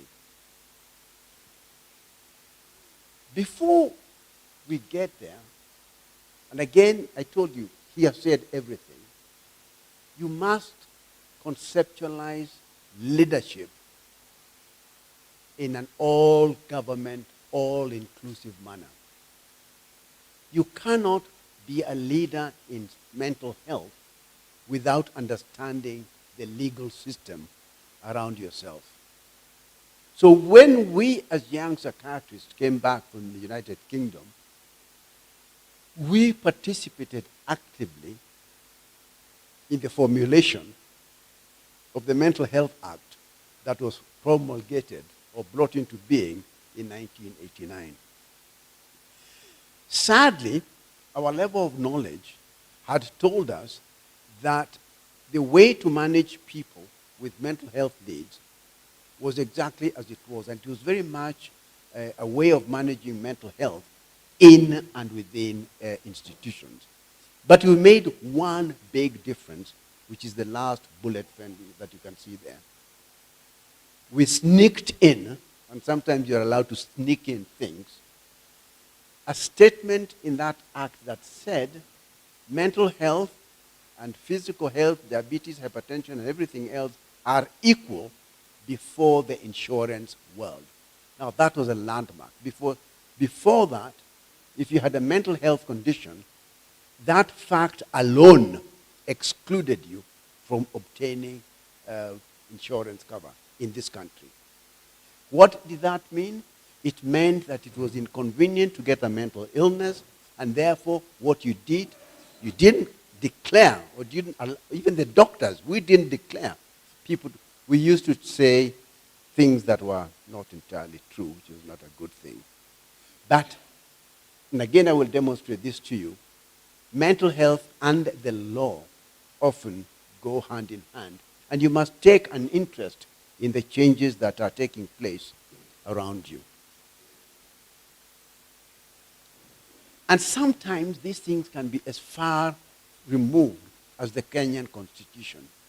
And again, during the bringing about of the 2010 Constitution, many of us were involved in its formation, and in there, we were able not to sneak in this time, but we have a situation in Kenya where every Kenyan has the right to the highest attainable standard of health, including mental health. It's a constitutional requirement. So you cannot create any law that excludes, and that is work that went on over the years. In 2019, on account of the continued agitation, and let me go back for a moment to remind you why I'm telling you this story. I am telling you this story because I want you to think like a Kenyan. Last week, a Kenyan man ran a sub-2-hour marathon. That is how to run life. You run life with purpose, and you run it like a marathon. So remember, we started 1895, and we have been moving forward. We now arrived at a point in 2019 where President Kenyatta, not the first one, but the second one, decided, because of the pressure that he was under, that enough is enough. These people are becoming too much. Everywhere I go, they are talking mental health, femicide, depression, suicide.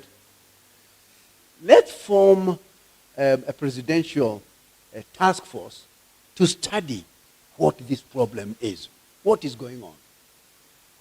Not because I was the loudest in making the noise, but that is what happened. He asked me to chair the task force. The people who've been talking to you here, I hear you talking about Mercy Karanja, Priscilla Macau, Professor Lukoya Tuoli. All those ones were in this presidential task force. And once that report was presented to him, he did something totally unexpected. The Kenyans will understand. They will interpret for you. Effectively, what the president said was, wewe mjuaji sana. Wewe ni mjuaji. You know too much. Because you're the one who knows a lot about these mental health issues, you become my presidential advisor and advise me how to implement your report. And that's exactly what happened. For the first time in Africa, I think in many parts of the world, he created the office, in his office, of a presidential advisor on mental health. Last bullet point. What does that mean? That meant that from a state of being relegated, chini, down, the issues of mental health have come up a big way. 1, 2. The bullet point number 3 from the top is a very, very, very important point, because you cannot manage anything until you have understood it. And currently, again, Matthew Karanja, Ulukoya Twoli, and other people are rising from the work that has been going on for several decades. We're about to start carrying out a national mental health survey, which is what will set direction for what happens in mental health moving forward. It's like when you're building a house, you need a foundation. You need to understand where the walls will be, where the windows will be, and without a survey of this type, you're getting nowhere. So where are we? We have a very clear mental health policy that is grounded on the findings of that task force report. We have a clear action plan, because if you have not planned, you have no action plan, where are you going? I go back to my original point. This has to be driven by a long-term vision. I come back.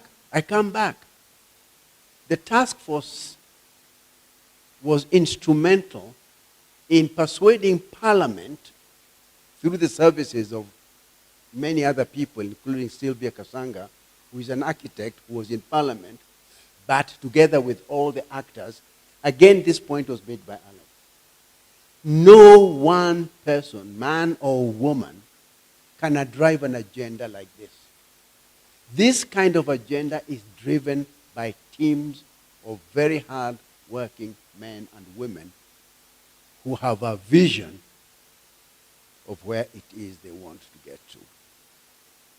Now, I told you how pre-colonial times people were treated in the community.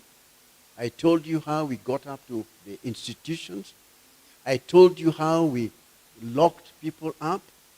This new Mental Health Act goes all the way around and puts a very strong focus on human rights, that interesting word, dignity, and the protection of the lives and property of persons. It's a very human rights-based law.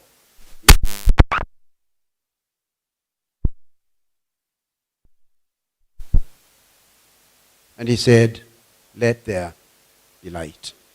And there was light. Something is about to happen, not a problem. So that now is the background of the mental health scene about Kenya, given to you to prepare me to come now to the African scene. It's coming, very good. Now, in January, the year 2000, the World Psychiatric Association recognized the crisis that this continent, and actually Asia, was going through.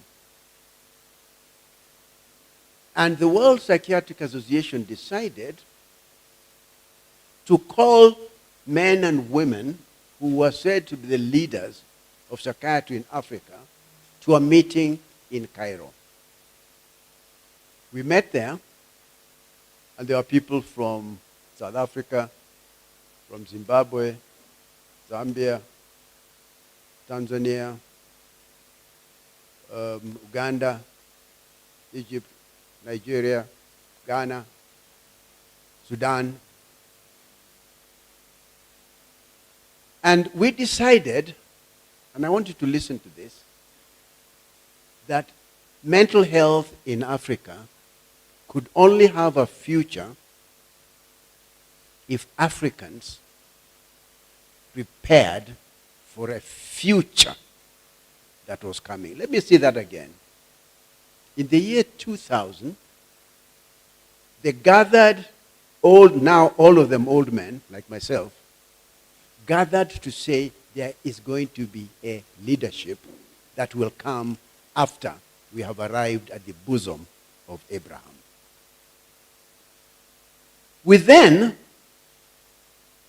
We, not I, we then decided that we had a responsibility of formulating the future that you are enjoying here today.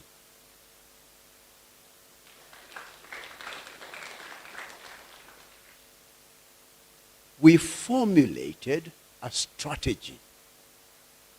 And that strategy including the launching of an African Association of Psychiatrists and allied professionals, psychologists and counselors and so on, because there are very few psychiatrists in Africa anyway.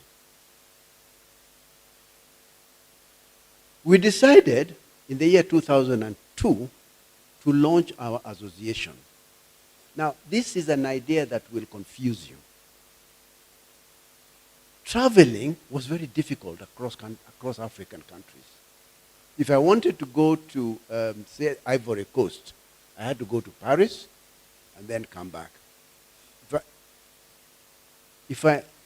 don't know if you can understand, if I wanted to write a letter to my friend Oye Gureji, who was here the other day, the letter would often have to go to Europe and then get to Ibadan, where the man lives. These manenos that you have of sending emails instantly did not exist. For a similar reason, our association was launched in the city of Yokohama in Japan, because in those days, travel was very difficult. And because there was a World Psychiatric Association meeting in Yokohama, instead of launching a meeting in Kampala or launching it in Lagos, wherever, we all went to Lagos, to Yokohama and launched it there. Most of our meetings as African psychiatrists, very sadly, were held in Europe for that simple reason. We then were challenged by a man called Norman Sartorius, who said, you know, what's wrong with you? Why do you keep meeting in Europe? Why can't you locally here, have your own meetings? That is when QUTE came into being. QUTE stands for Kenya, Uganda, Tanzania, and Ethiopia. And again, these were, oh my goodness me. There, cute, very cute. I was getting carried away. We started having, and again, I want you to remember, I want you to take photographs today and tomorrow. Yes? Because this meeting that you're attending today, in many ways, is a historical moment, and you will remember it for the rest of your life. The men and women that you are meeting today are your blood brothers. And they will remain in your cohort until you go into serious old age. And what we then did, and I want you to listen to this, and I know this is what you're doing, we made a formal identification of the men and women who would be the leaders of tomorrow, by name. There was Violet Okech. She is one of the girls. She's the chief of psychiatry in this Kenyatta National Hospital today. Lukoya Tuoli is a professor of psychiatry at a university here. Juliet Naku is the head of the largest national referral hospital in Uganda. Noelin Nakasuja is a professor of psychiatry. I can name in every country that was represented, in Tanzania, in South Africa, in Ghana, in Nigeria, in Sudan, men and women like you now, who are brought together on merit and told, now we will train you to be the leaders of tomorrow. You've been told how formal. And this is the brilliance of the Kofi Annan foundation. Because without deliberate planning for leadership, you are planning to fail. You will think wrongly that you are the first cohort of Africans to be formally trained. Not true. From the year 2005, older people used to bring younger doctors on a formal training program, and those are the people I have told you. And there's one other thing Alex has told you. Each of those people now can give you the name or the names of those people they have mentored into leadership. All right? Because once you have become a leader, and I'm happy to see there are so many leaders here, if you cannot show me those people that will call you a mentor, you are a complete failure. Your knowledge, your experience, and your wisdom are completely useless if you don't pass it on to another person. I met you, Mohammed, at a World Psychiatric Association meeting here in Nairobi. And it's true, he was thin, he was young, and lacked wisdom. Now look at him. And again, as I have told you, take photographs. This man remembers dinner, do you not, in my house, and the speech that I made. You will remember today. This is a very big time for yourselves.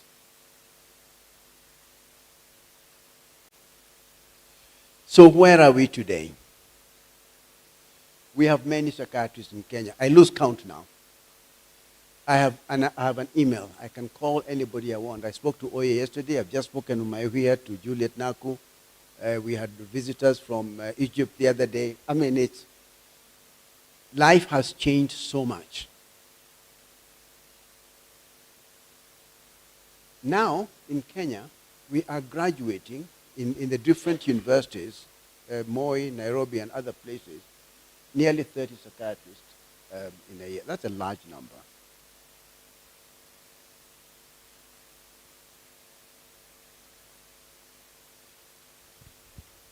Without challenges, you will die of boredom. So I will now tell you what are some of the real challenges. And again, you will think wrongly that these issues are issues for deliberation by politicians in parliament or by leaders, wherever they. These are real issues of here and today. I don't know if you're aware that this week, since Monday, the World Health Summit has been taking place right here in this city. And some of us have had the privilege of addressing various issues there. And everywhere you go, yes, the issue of climate change is at the top of the list. It's not some remote things that some old people talk about far away. And whether you're working in policy or working as a clinician, these things are real. Climate-related flooding, for example, and how it relates to post-traumatic stress disorder. How climate-related drought is leading to wars around water resources, and how that itself leads on to post-traumatic stress disorder and other issues. Globalization is a good thing, but also a very dangerous thing, because as we become global or globalized, and I'll be showing you this in a moment, social connection and connectivity between families, the very structures that hold your body and your mind together start to fracture. And if I have the strength, I will show you exactly what is happening in that country which we did not mention by name with regard to their mental health. Not implying causation, but trying to demonstrate to you that good mental health is more than incredible infrastructure, good roads and good railway lines. At the end of the day, it is the human connection and connectivity. In Africa, we have more than our fair share of wars. The number of displaced people right across our continent, in some of the countries that we have mentioned here, have a direct effect and impact on mental health. And it's not just post-traumatic disorder, it also affects access to mental health. In this country last year, no, the year before, 2024, we woke up one day and discovered there is a group of people called Gen Z. We'd never heard of them before. We didn't know what they were. But they came out with a might in the streets of the city of Nairobi that has transformed the way our society functions. They went to the streets and say, you old fogies here, this country is ours, not yours. And you can't pass laws, you can't manage this country as though it belongs to you alone. And from that moment, we are all very conscious of the youth bulge. And this youth bulge is hungry. This youth bulge is clear. And I'll be showing you this. If you have leadership that does not include the management of the young men and women today, you are planning for political instability. However, and some of us see this, that Gen Z issue that came to us was a wake-up call. So again, like Alex has told you, you can take any event positively or negatively. They told us they are present, they are money, and they matter.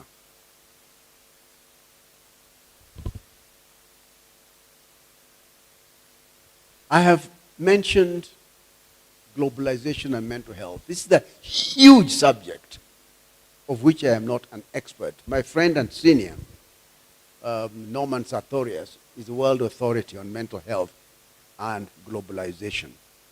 All I want you to understand is that there are positive and negative aspects of this issue. The breakdown of traditional boundaries, the increasing sense of anonymity is what allows people to disrespect social order. When you move into a city where nobody knows you, nobody owns that part of the city. So you throw takataka all over the place, people go urinating all over the place, and there is no sense that this is my village or this is where I belong. The city belongs to nobody. Now, because I can, I will shock you. All right? Not useful information, you will say to yourself. Out of every 100 people who live on Earth, 57 are Asian, nothing wrong with that. 21 are European. Okay, so what?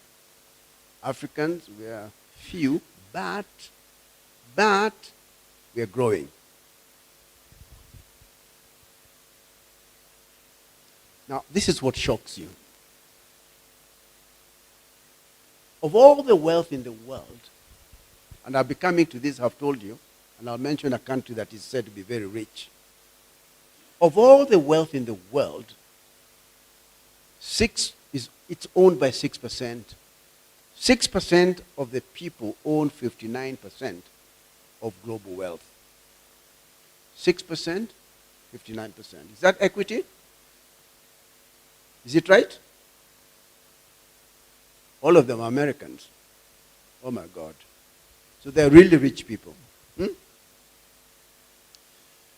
Again, and these are legitimate issues that you leaders, because you have been declared leaders, must now think about. 80% live in Africa, many of them, 80% live in poverty, many of them in Africa. 70% cannot read. 50 die percentile of famine, and 1.3 billion people live on less than $1 a day. Now, is that a legitimate concern for you?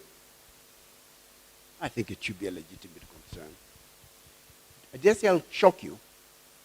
Okay, let me continue. This you've been told. You cannot say you're a mental health practitioner and economics don't matter. Let me tell you, you cannot practice in this field unless you understand the dynamics around how resources are distributed. And the last bullet point, which is one of the discoveries of our mental health task force, is the very low expenditure on mental health by most governments in the world. So when you say you're a mental health leader, you must be an advocate or an activist, depending on where you went to school, at the level of allocation of resources.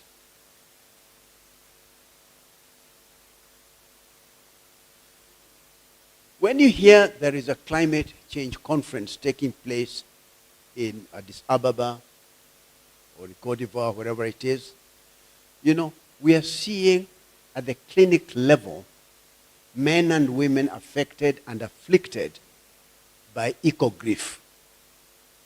Here in Nairobi recently, there is near Lavington, there are people who build homes next to where a river used to flow. And people have suffered serious economic consequences because of ignoring mental health and climate change. And I look forward. Lukoya Tole, my friend, professor, did a Lancet paper recently on the mental health consequences of climate change. These are not remote areas. These are real issues of here and today. So PTSD, wars, displacement, scarcity of resources, very legitimate subjects of your attention. Okay, now let's go to the good news. This work that I'm presenting to you, at least the first bullet point, was done by a team that was resident at KMTC here. It was work that was funded by the Nuffield Foundation, the UK. It was headed by my old classmate, Professor Rachel Jenkins. And you've been told about transforming one life, yes? We formed the impression that we needed to have an impact on our fellow Kenyans. And we worked, we got a grant, we housed it at KMTC, and because we didn't know the extent of this beast that we were supposed to work on, we decided to do some studies, a lot of studies. I can make them available to anybody who is interested. This afternoon, 11% of the general population have a mental health condition of one sort or another. That's just a fact. All of us, and I'll show you a slide on leaders in a minute, will develop a mental health need of one type or another in our lifetime. That is just a fact. This was established many years ago. 25 to 30% of anybody who goes to any outpatient department in any African country will have a mental health need, but it will not be recognized by the people who work there, and so on. And the last bullet point is the most scary. Serious mental illness will chop off 20 years of your life. So it's not, you see, when we came into healthcare, all our attention was on infectious diseases, tuberculosis, malaria, and so on, because those were the ones that we thought were killing people. Well, guess what? Inadequately attended to mental health conditions also lead to death. I'm not quite finished, but I'm tired now. This is what drives the problem. These are the myths that we have encountered over the years. Oh, mental health conditions are complete nonsense. It's a bit like saying, close your eyes, and then you say yourself, there's nobody in this room. Well, that's not true. Your eyes are shut, that's why you can't see anybody here. To say mental health conditions are rare is a delusion. The more you look out, the more you will find them. Oh, but there are very few mental health conditions. Not true. The classification systems that we use now recognize nearly 300 different mental health conditions. The fact that you don't know them is the evidence of your ignorance, not evidence of their absence. Oh, difficult, is very difficult. Oh, we don't have medicines for this, we don't have that. Not true. When Mathare Hospital was converted into a semi-autonomous agency and drugs and experts were posted there, I believe the duration of stay in hospital was reduced from an average of 6 months, and they're targeting to 42 days. So when you say it's difficult to treat these conditions, what you're saying is that we don't have the resources to treat these conditions. Once you provide the doctors, the nurses, the psychologists, whatever it is, then these conditions are treatable. But to say, no, you cannot treat these people, people with mental, not true. Point at yourself and say, I am not providing it. Yeah. Nobody with a mental illness, it's not true. We have evidence, you have evidence, that inadequately treated people cannot lead a normal life. But treated people can lead completely meaningful lives. And then the other two bullet points you can look at for yourself. Other myths that envelope us all the time. Oh, mental, these are for weak people. These are people who are not, they are just weak people. It's not true. Oh, they are all self-inflicted. We can snap out of it. Others will say it's demon possession. Let's hit them on the head with the Bible, whatever it is, hit them again. Huh? What complete nonsense. As you've been told, there are scientific methods of inquiring into mental health issues. And by the way, I told you, Alex stole my slides. I'll be showing you slides towards the end on the intersection between mental health and spirituality. Yes? So it's these myths that you as a leader in mental health will participate in getting rid of. I've talked about globalization. You know, I was going to whisper, but I can say it loudly. If you really want to kill your parents, and some people want to kill their parents so that they can inherit their nice cars and farms, the most effective way of killing them is to ensure they are lonely. Or don't visit them, don't take the grandchildren to them, make sure they stay in a little house by themselves, it's cold, there's not enough food. Loneliness is a public health emergency now. And it's an easy thing to think about, it's an easy thing.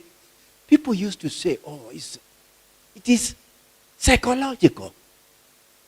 Not true. It is immunological. You can actually see changes in the immune system in lonely people. It makes it more likely for you to get a urinary tract infection, more likely for you to. So when you are working as public health leaders, think about all those people who are literally dying of loneliness. Relationship with your spouse or children or your cousins, whatever it is protective of this problem. Again, as I have told you, loneliness makes you age faster, and when you become very old, you die.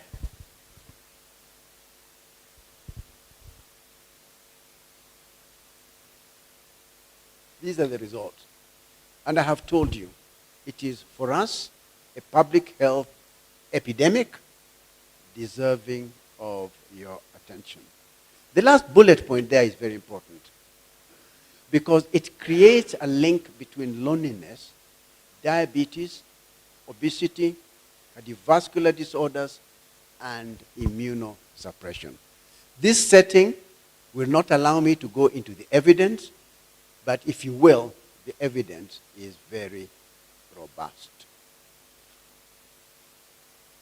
Now, I have told you that no, sorry, I didn't tell you. You were told that you are leaders. All right? You are told that you are leaders. Now, I want you to accept the risk that comes to you by the fact of being leaders. 37% of American presidents, this is an old study, so it doesn't apply to today, had a diagnosable mental illness. All right, this is an old study done by a friend of mine. 70% of British prime ministers had a mental illness of one sort or another. So there's no immunity that comes from the fact of being a leader. In fact, either because of risk factors that make you a leader are the same ones that make you have a mental illness, but there seems to be a tension.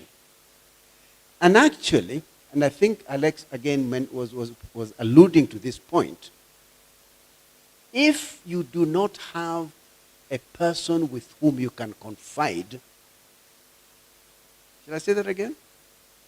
If you cannot say thank you, or I am sorry, or please, because you're a leader, your capacity to connect with fellow human beings is diminished.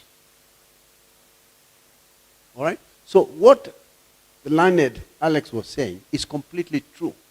You are protected from some mental health conditions simply by having emotional intelligence that has some understanding of the influence and impact you're having on fellow human beings.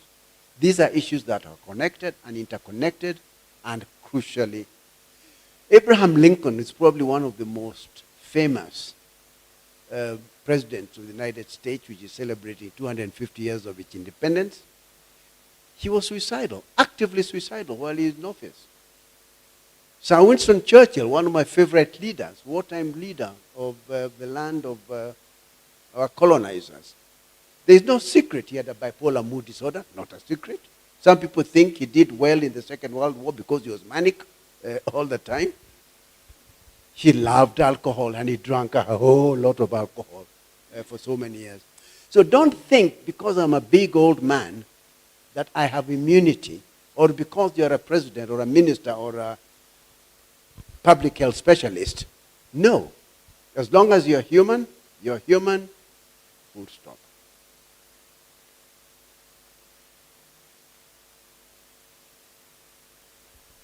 Now, is there anything we can do about this? Yes. We are not sitting ducks. There are ways, methods, strategies, well-tested, well-recognized, and surprisingly, many of them very simple. For example, lifestyle, exercise, diet, all the things that your mother and grandmother have told you. Go and sleep nicely. Don't drink too much pombe, just if you have to, drink kidogo. Go and exercise a little bit. All right? These are the things that are really protective. Why am I here? Why did I agree to come here? I am an agent of awareness and public education. I was told this is a public lecture. You look like a wonderful public. Early detection. This morning we had fascinating continuous medical education program which we run at our hospital. And Priscilla Macau was telling us from government side that we are now putting in place primary school mental health education programs for the purpose of early detection. Listen to this. A recommendation of the task force of which she was a secretary. So she designed this on paper. She is now going to launch it in practice. Which point am I making? And I know I'm making many points. The results of your work take decades sometimes. It is only to those who try that rewards will come.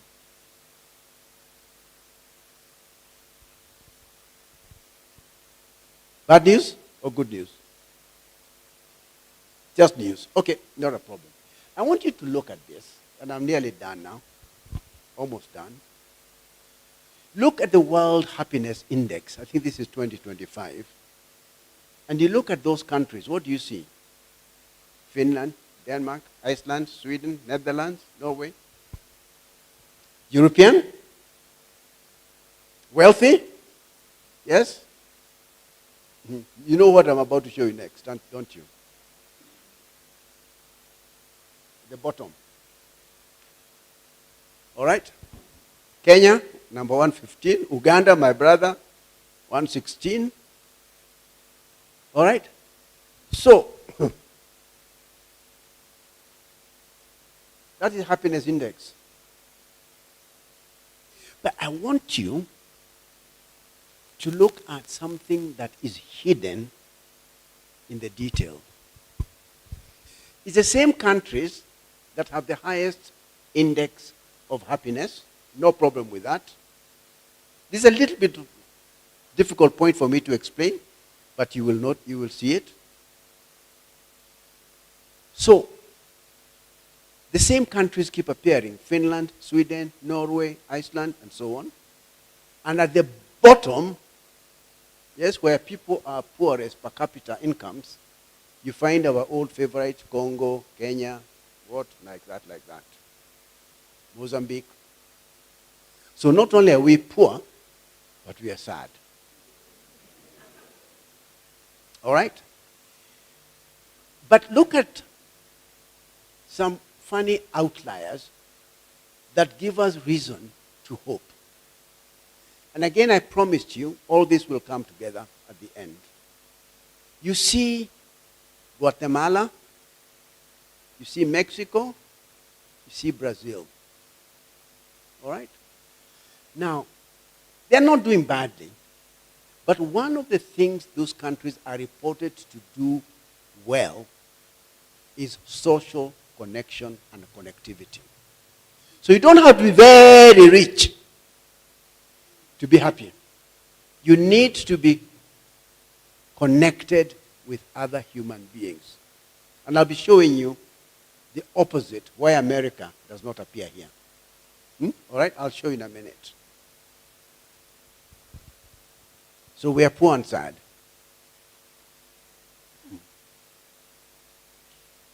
Now let's look at the Americans. This is really bad news. If you look at this slide, it's reporting on the United States on the rates of depression by age.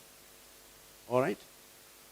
So, to the left, yes, are the 18-year-old, very sad people.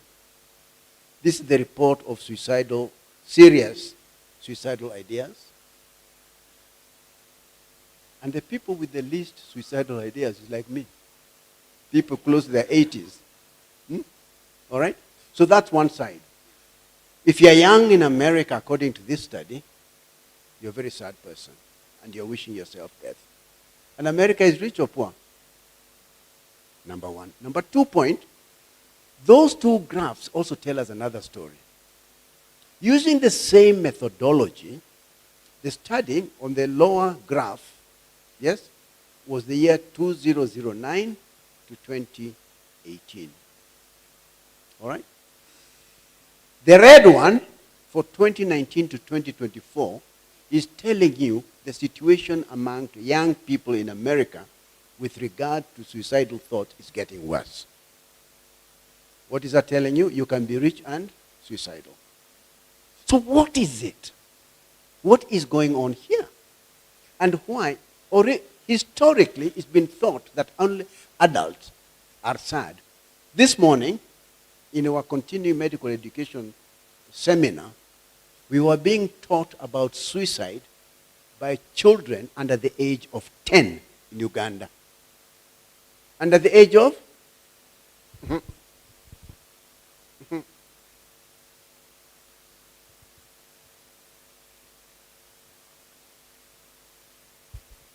So, ladies and gentlemen, a lot of money don't buy you happiness. Full stop. So this might explain why America and some other very rich countries are failing. Listen to this. This is now speculation. I have no evidence. But I have joined a bandwagon of speculators. Some people say that Americans increasingly eat alone. And others say more and more are also sleeping alone because they live alone. When given a choice, more and more people are choosing to do things on their own. Remember what the good professor told you. EQ equals, all right? It's all about human connectivity. 18% of young adults in America reported that they did not have anyone they felt close to. Complete breakdown in social fabric. In many other countries, the same process is going on.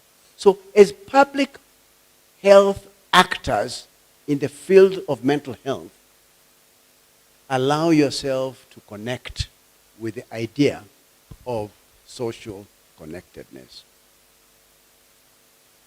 You will hear that the people from Finland like to be on there. It is true. But that is from a position of strength. In America, people are living alone and feeling and becoming disconnected from their society. We're nearly done.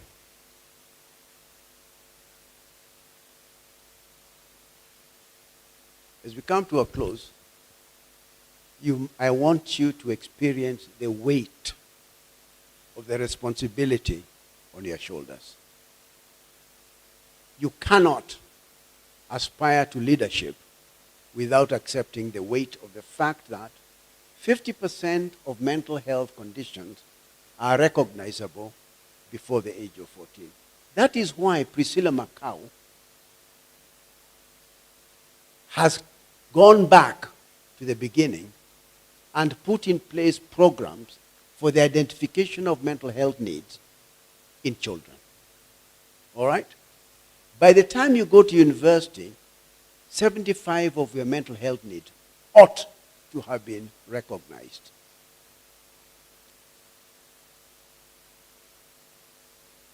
I told you before, I'll tell you again. And I want you to look at the last 2 bullet points. And I want you to look at them because they apply to this institution. As I told you earlier, when we realized, did I say we? When we realized, and the we is the Kenyan Psychiatric Association, that part of the problem we were going through was the fact that we psychiatrists were not enough.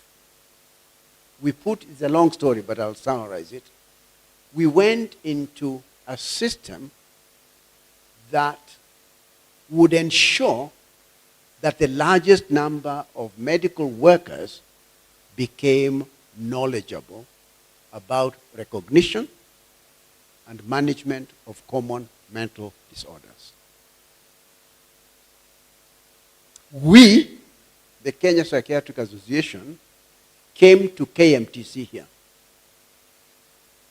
and on our knees begged to be allowed to bring our knowledge and expertise to the teachers who teach at KMTC. By the grace of God, they allowed us. We developed a 1-week curriculum, and we started training trainers here at KMTC.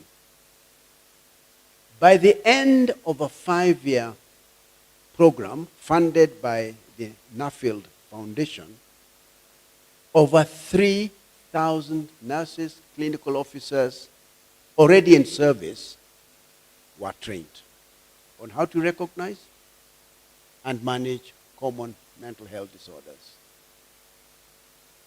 Our critics said, kwenda wewe, bure kabisa. You're just talking to people words like this. What is the evidence that these people have learned anything? We were able to demonstrate through randomized controlled studies that their knowledge had moved from a level, beginning level of 42% to 77%. What am I saying? What am I saying? I am saying, number one, that thank you KMTC for inviting me. I'm very happy. Secondly, I have worked with you and I know the power of this institution because of its extreme reach. And if invited again, we are available to continue with this work.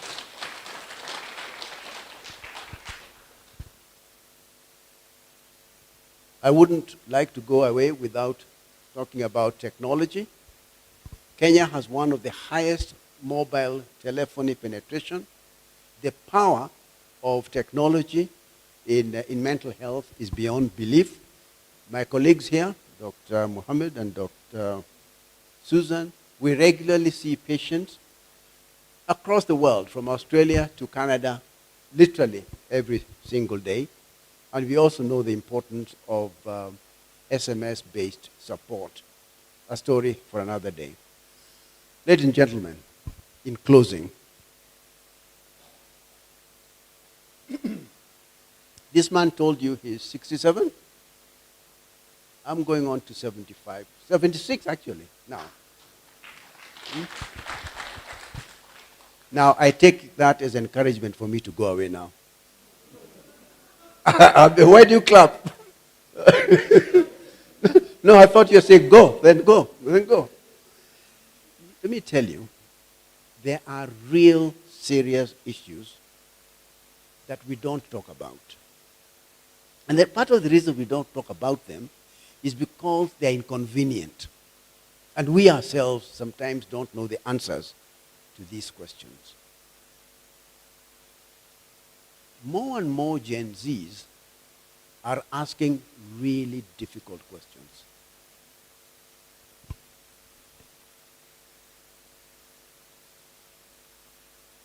Some of them existential. And they're asking, why do you want me to go to school? Why do you want me to be kind? Why do you want me to be... What's this nonsense you're telling me about? Huh? Life is absurd. I mean, if I was born to die, so let it be. Sooner, the better. Now, I'm speaking these words now as a clinician who sees with my colleagues here, young men and women. They lack a view that is best described as existential nihilism. They want you to tell them what is the intrinsic meaning and value. It seems that, and let me tell you, when you have the opportunity of talking to younger people, this malaria is important, HIV/AIDS is critical, non-communicable diseases are important, but these things that we have been sweeping under the carpet will not go away until you have thought about them. And they will ask you. And if they don't ask you, it's because they can't reach you. And if they can't reach you, and I hope I have demonstrated this, you are setting them up for mental ill health. So if your teenage brothers, sisters, cousins, children, in some cases, are not asking you these questions, then they are not communicating with you. And what they are doing is that they are going to TikTok and finding the answers in TikTok. What is the purpose of living, ma'am? Why do you have to wake up in the morning? Where am I going in this life? And why am I going there? And with whom am I going?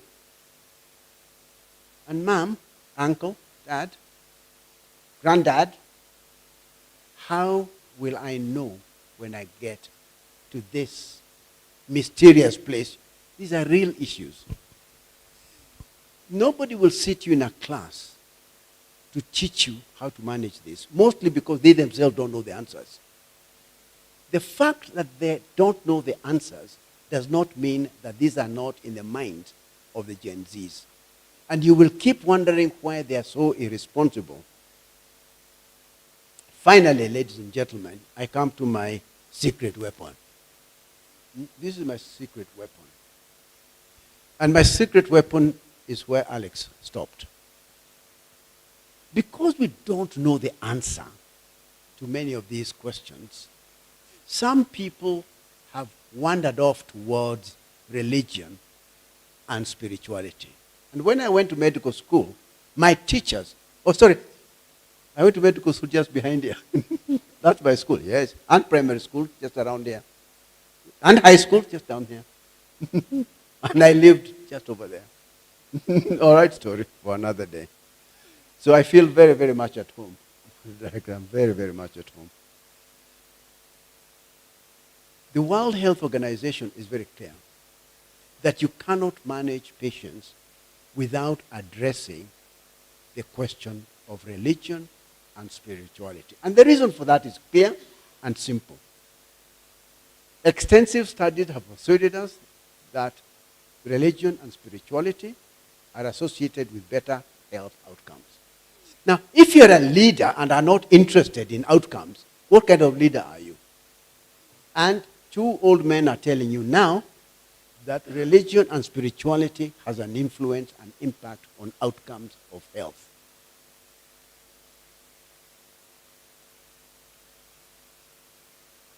We are directed as mental health workers to address all aspects of our patients.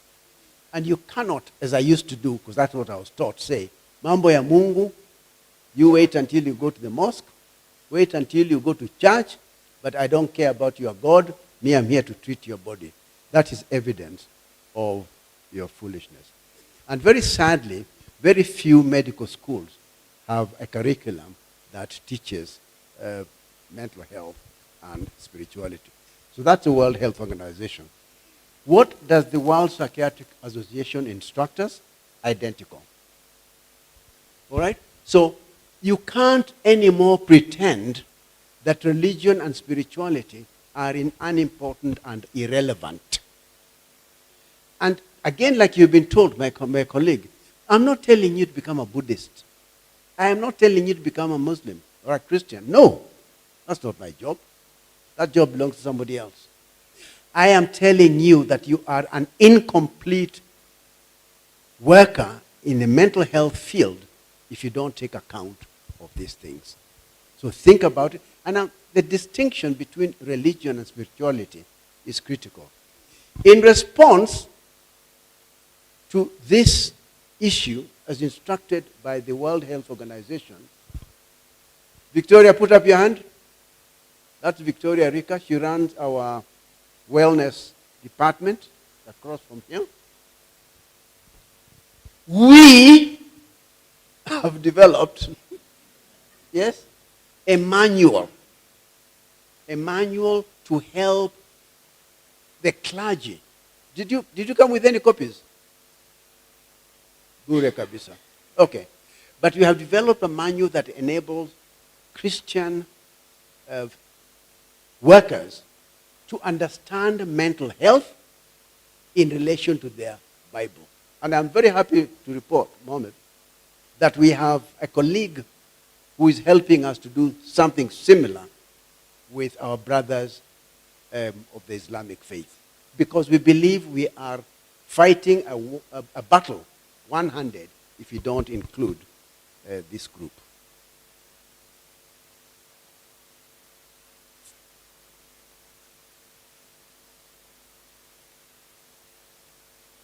Now I'm going to tell you something about marginalized groups.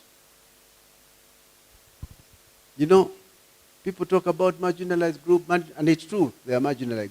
Men are some of the most marginalized groups on this earth. And I'm not saying the other groups that you well know are not marginalized. And the reason for that, and you must pay attention to these people, is that only 20% will seek help. Are they marginalized or not? So when you hear somebody has died of suicide, 70% of them are men. Are they marginalized or not? Depression in men is a funny thing because they don't tell doctors, they don't talk about it, but they go and injure their wives, they kill each other, they drink too much, they are irritable. All right? So when we were doing this study under the mental health task force, we went to prisons. We visited different prisons. And 60% of the men in prison have a mental health need. And guess which is the number one mental health need? Substance use disorder.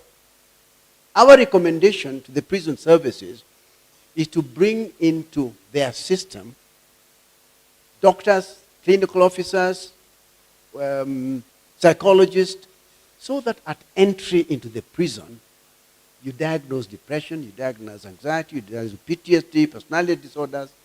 Because our country, I don't know about your countries, we are spending so much time, energy, and effort in managing correctional services instead of treating people for the conditions that brought them there in the first place.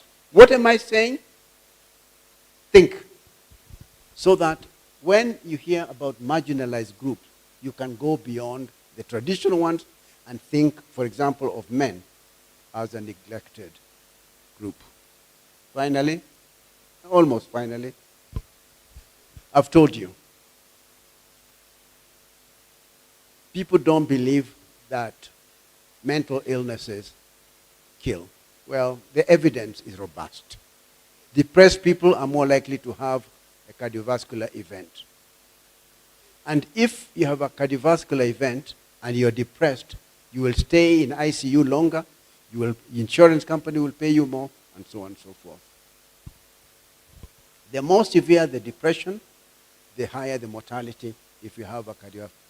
Now, this sounds like new, it's not new information. We have always known it, but because it is inconvenient, we hide it under the carpet. And diabetes and arthritis and stroke show the same trend. More likely to get them if you are depressed, more expensive to treat if you are depressed. I will now follow, if I may, the cue given to me by my friend here. And this will be my last slide. I speak to you as a psychiatrist. I speak to you as an old man. I speak to you as a grandfather. I speak to you because I'm hungry and I want to go away now.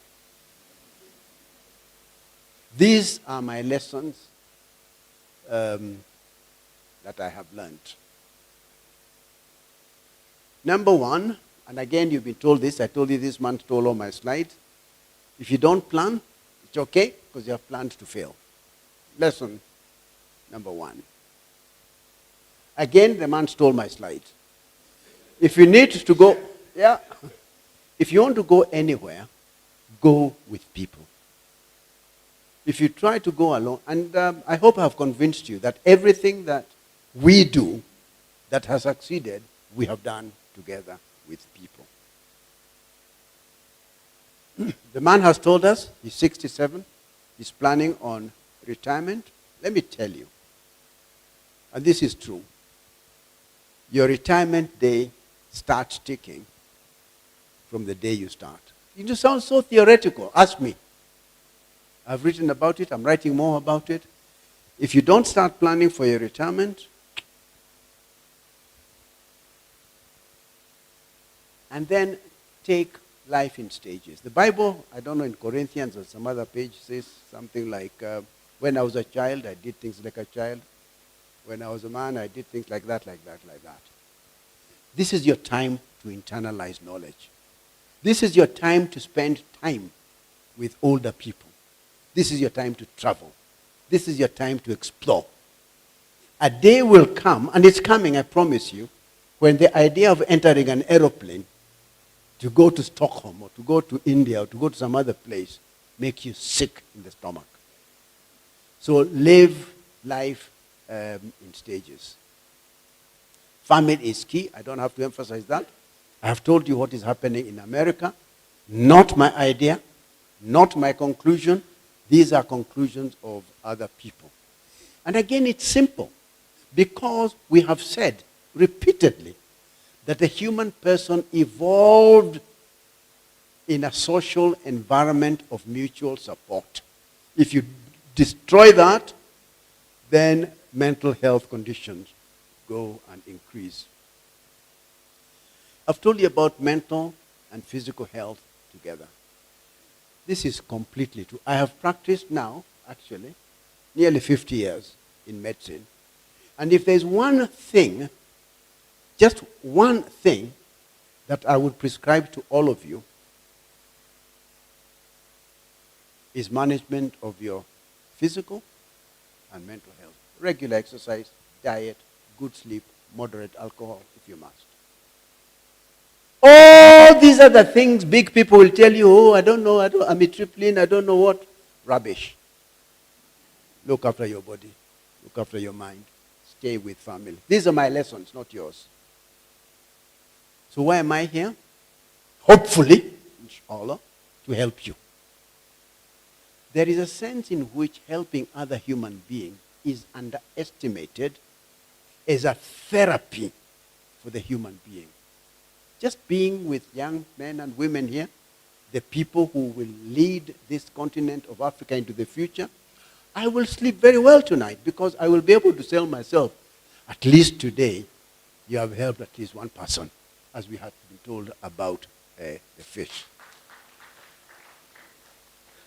Finally, ladies and gentlemen, and this links up to this idea of retirement, plan your exit from the world stage marked with dignity and of your own timing. Don't wait here at KMTC that because I'm the chief, I will stay here forever. Again, this point has been given to you. All right? Nobody will stay in KMT. Even my father came 1942 and he left. And now he's where the angels live. All right? Plan your exit. And if now, this is my last point, because you have all been declared leaders, the currency that will immortalize you in this world is the number and the quality of the people that have benefited from your mentorship. It's not what Frank Njenga has done. That doesn't matter. It is the number of men and women who can say, huyu mzee, huyu mnaona hapa, we, wachaneni nae. Thank you, goodbye.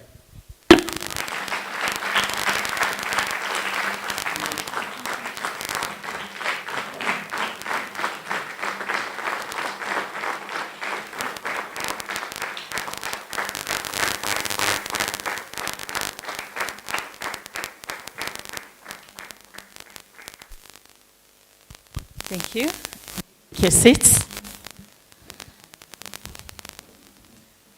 That gets us reflecting deeply. Prof will take one or two questions. So if you have a question for Prof, there are two. All right, let's go. Right, we start here, then we go to him. And yeah, all right. Thank you so much. My name is Betaleem Salamun, and I'm from Ethiopia, and I'm a Gen Z. So to hear what you told about Gen Z is such a blessing, because as a Gen Z and as a youth advocate for mental health and a lot more, again, it's a blessing to hear that we are being considered. So my question is, if you were a Gen Z at this time, how would you do mental health advocacy? What would you do? Because, you know, it's getting harder. As you said, our issue is different. There's no data for us that tells our story. So what would you do in short? Thank you. Okay, that's one question.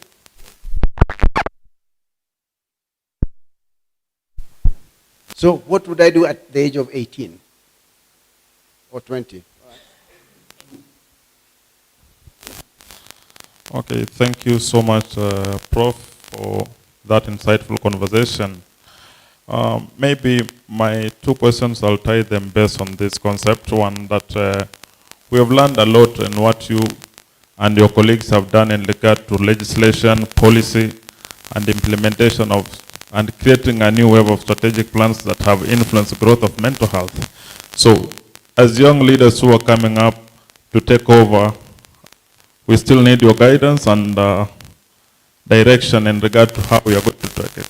So my question is, where do we come in when it comes to policy implementation, citing that there's been very few channels of communication to get information on how we can come in and support the work that you've been doing on the greater length. And then number two is on the right-based approach to mental health. It has been something that has been all over in many other conversations regarding to how we should treat and approach mental health in regard to right-based. Can you please talk about it a little bit? Thank you. What country are you from? I come from Kenya. Okay. All right, thank you.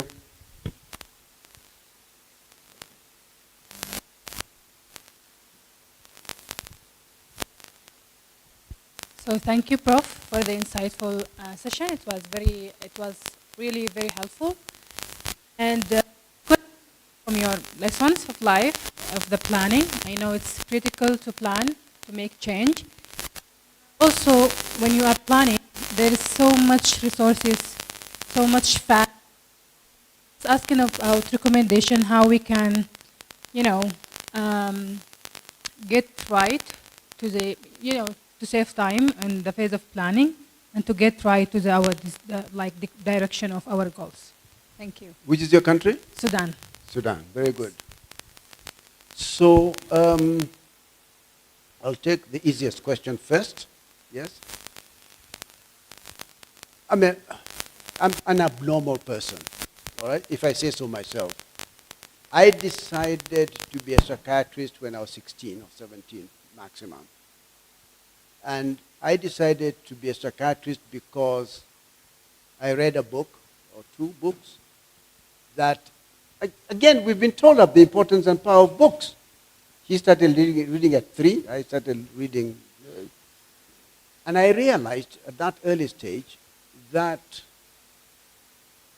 unless you understand the human, you cannot manage the world. So the advice I would give myself as a Gen Z now, oddly, is to do what I have done all my life, which is to read and read and read.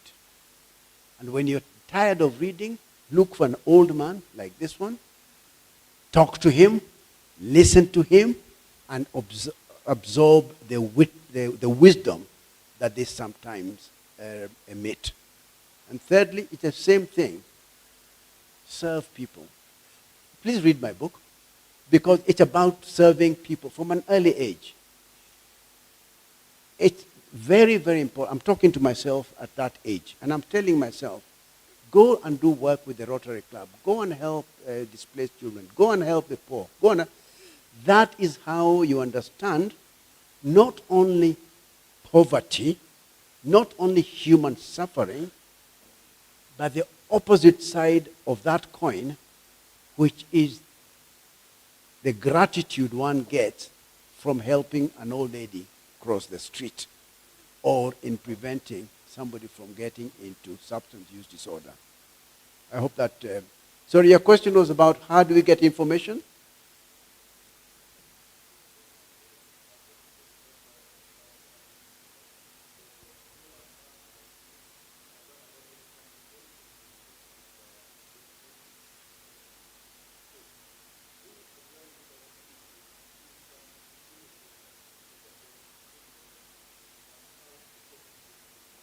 The answer is the same.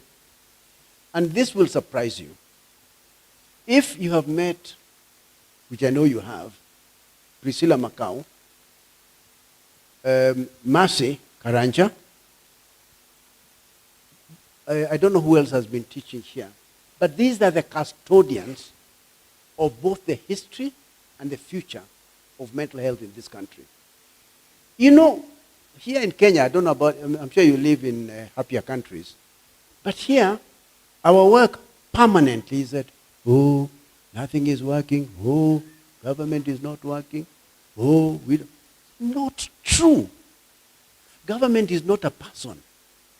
And I want you to understand this. Government is an institution. The mistake younger people make is to say, President Ruto is the government. It's not the government. He has come, and like everybody else, he will go. But guess what? Kenya will always be here. So Kenya as an institution has made huge steps. And I can give you the evidence if you invite me another day. But we have made very, very good and serious steps, written steps, by way of policy, action plans. Go and look for Priscilla Macau, look for Mercy. These things are real, they are ongoing, and give me reason to hope. Your question was about planning. You know, as I say in the top there, the idea of planning has to be second nature. And when I say plan, it's a proactive, active process. And again, from the man who stole my slides, you cannot plan for your country if you have no plan for yourself. All right? So the questions that I was asking earlier on about the purpose of life, why do you wake up in the morning? Where are you going? Yes? How will I know when I get there? These are the questions first about yourself. When I get to the age of that old man, when I get to the age of 60 or 70 or 80, how will I know? What matrix will I use to say I have had a successful myself? So this is one of those unusual situations where you have to look after yourself first. And then you can look after the institution, you can look after the country, even within your family, it applies. So planning is a deliberate, conscious, purposeful, continuous plan for the individual and for the community in which you work. I now plan to go and eat food. Thank you.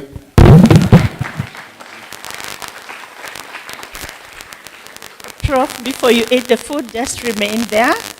Where is our Cameroon friend?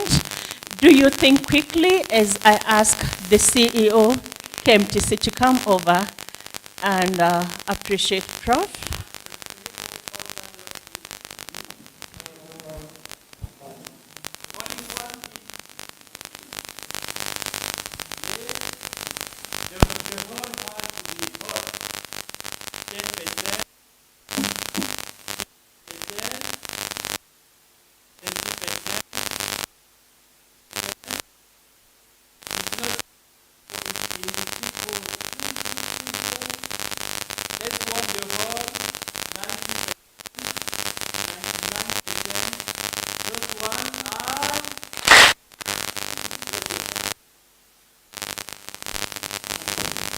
Hungry, but stay on a little bit. We request our Chief Executive Officer, Dr. Kelly Olwach, to present a gift to our guest this morning. So let's applaud that.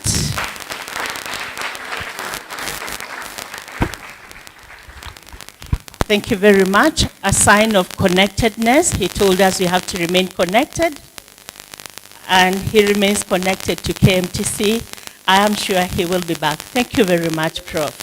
Thank you, great. Prof. Alex, please come forward.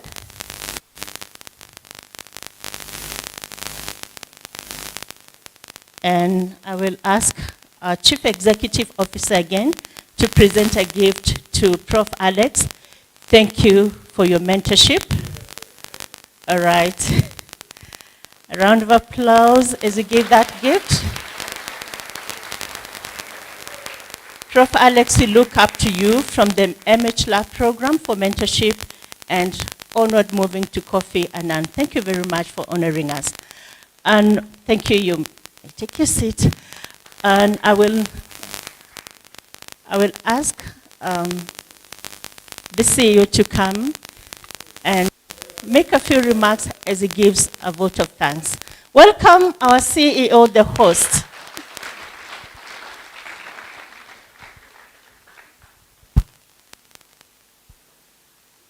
Thank you, Madam Grace Mwangi. To our chief guest speaker, Professor Frank Njenga, our speaker, Professor Alex, the leadership of Africa CDC, Daktari, participants in this great workshop, who also include our students from Kenya Medical Training College. Good afternoon. Good afternoon. Today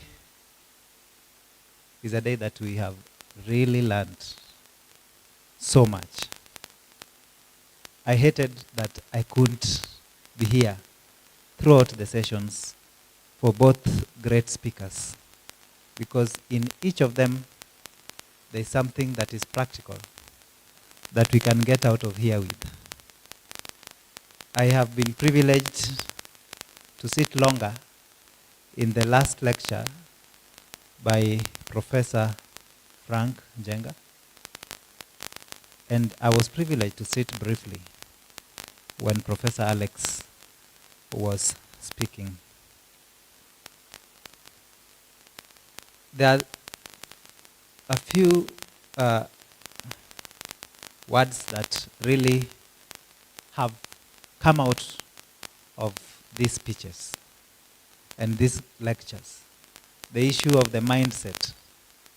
And it comes out and out again that mindset is a great determinant of mental well-being. So as you think,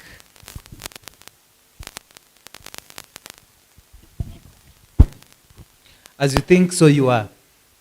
Last week alone, I read or saw the news about an incident in US where a man killed his wife and 7 children by shooting all of them. He tried to escape, but he was also shot. So in that incident alone, 9 lives were lost. And for somebody to pick a gun and kill 7 of his children, his spouse, there must be an underlying issue, maybe depression or anxiety, as has been brought out today. Mental illnesses traditionally have been characterized by a lot of stigma. In a lot of our literature, including some of the literature we went through in high school, it brings about the theme of stigma a lot when it comes to mental illness. For example, there's a book that we read in high school. It was called The River and the Source by Margaret Ogola. She was also, I think, a physician or a pediatrician. And they say that before you marry, you choose someone to go to see the family history of the place you are marrying from. And they look at it and say, if there are history of suicide, then you are not supposed to marry from that family. So stigma and mental illness is not something new, but more and more, having professionals come to highlight these issues to us, create awareness that leads to a lot of societal change. And that is the reason why guest lectures are so integral to such conferences. Professor Njenga, we want to thank you so much for honoring our invitation to be here. And also saying that if we have another opportunity, you will be willing to come back again. And today I have learned the importance of the word we. That you never achieve anything alone. You achieve together with others. If you want to go fast, go alone. But if you want to go far, go with others. And in mental health, you can't go alone. You need to create a critical mass of people who can create awareness about mental health. And that is what Professor Njenga is doing. And he's been a champion of this, not just today, but for more than 50 years. Prof, we are grateful that you even have roots in Kenya Medical Training College, that you had a father who was a staff with us. That creates hope to our students there, that it doesn't matter where you start from. As long as you have a goal, as he has said, you will arrive. So keep dreaming, keep hoping of a better tomorrow, because you already have an inspiration here with us. To Professor Alex, we really appreciate you and your leadership at the Kofi Annan Center for Leadership at CDC. Indeed, today we have seen how leadership impacts mental health. And through you, Prof, we wish to say that we will want to invite you again so that we continue to learn and learn more about how leadership can be used effectively to advocate on mental health matters. To the leadership of Africa CDC, Dr. Mohammed Abdulaziz.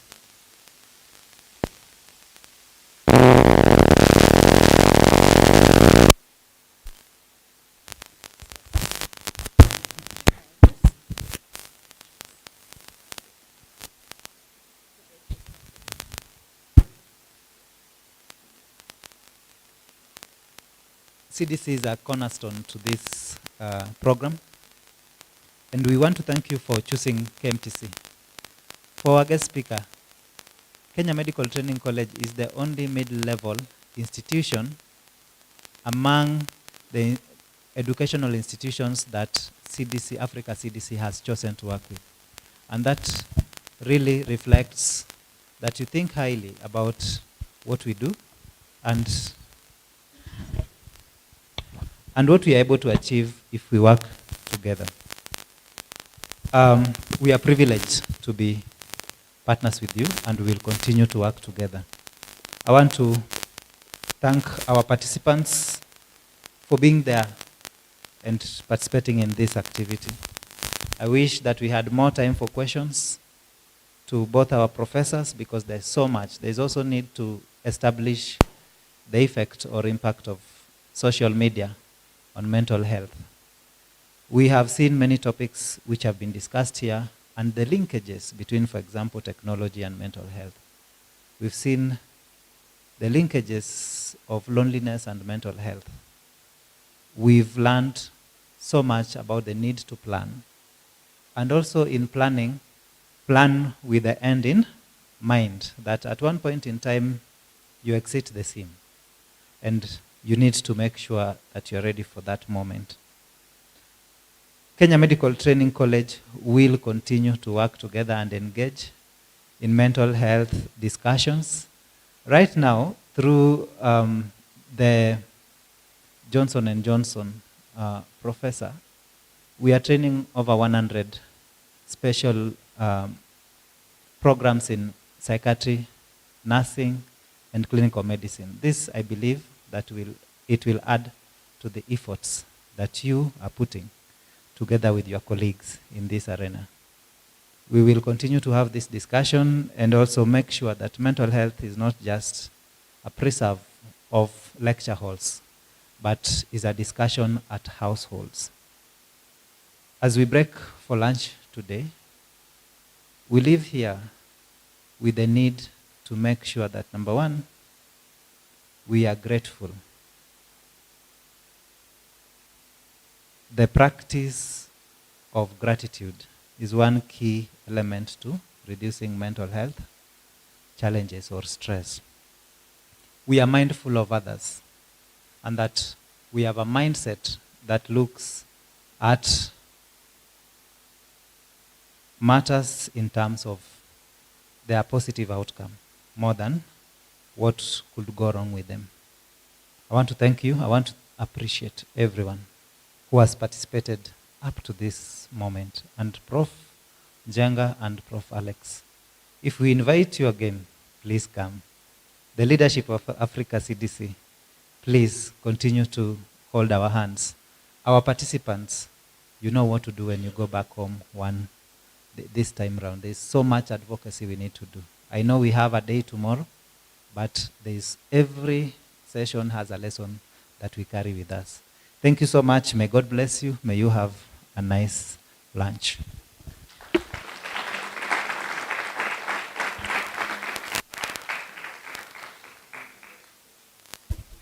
Thank you very much, our CEO.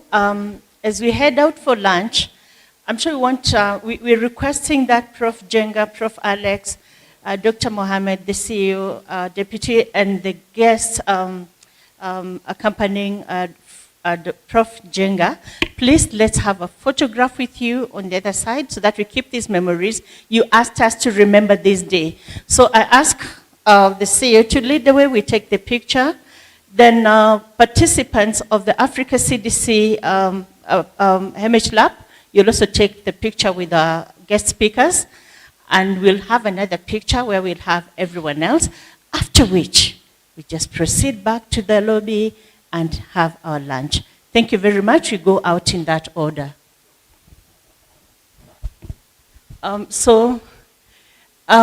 Please join.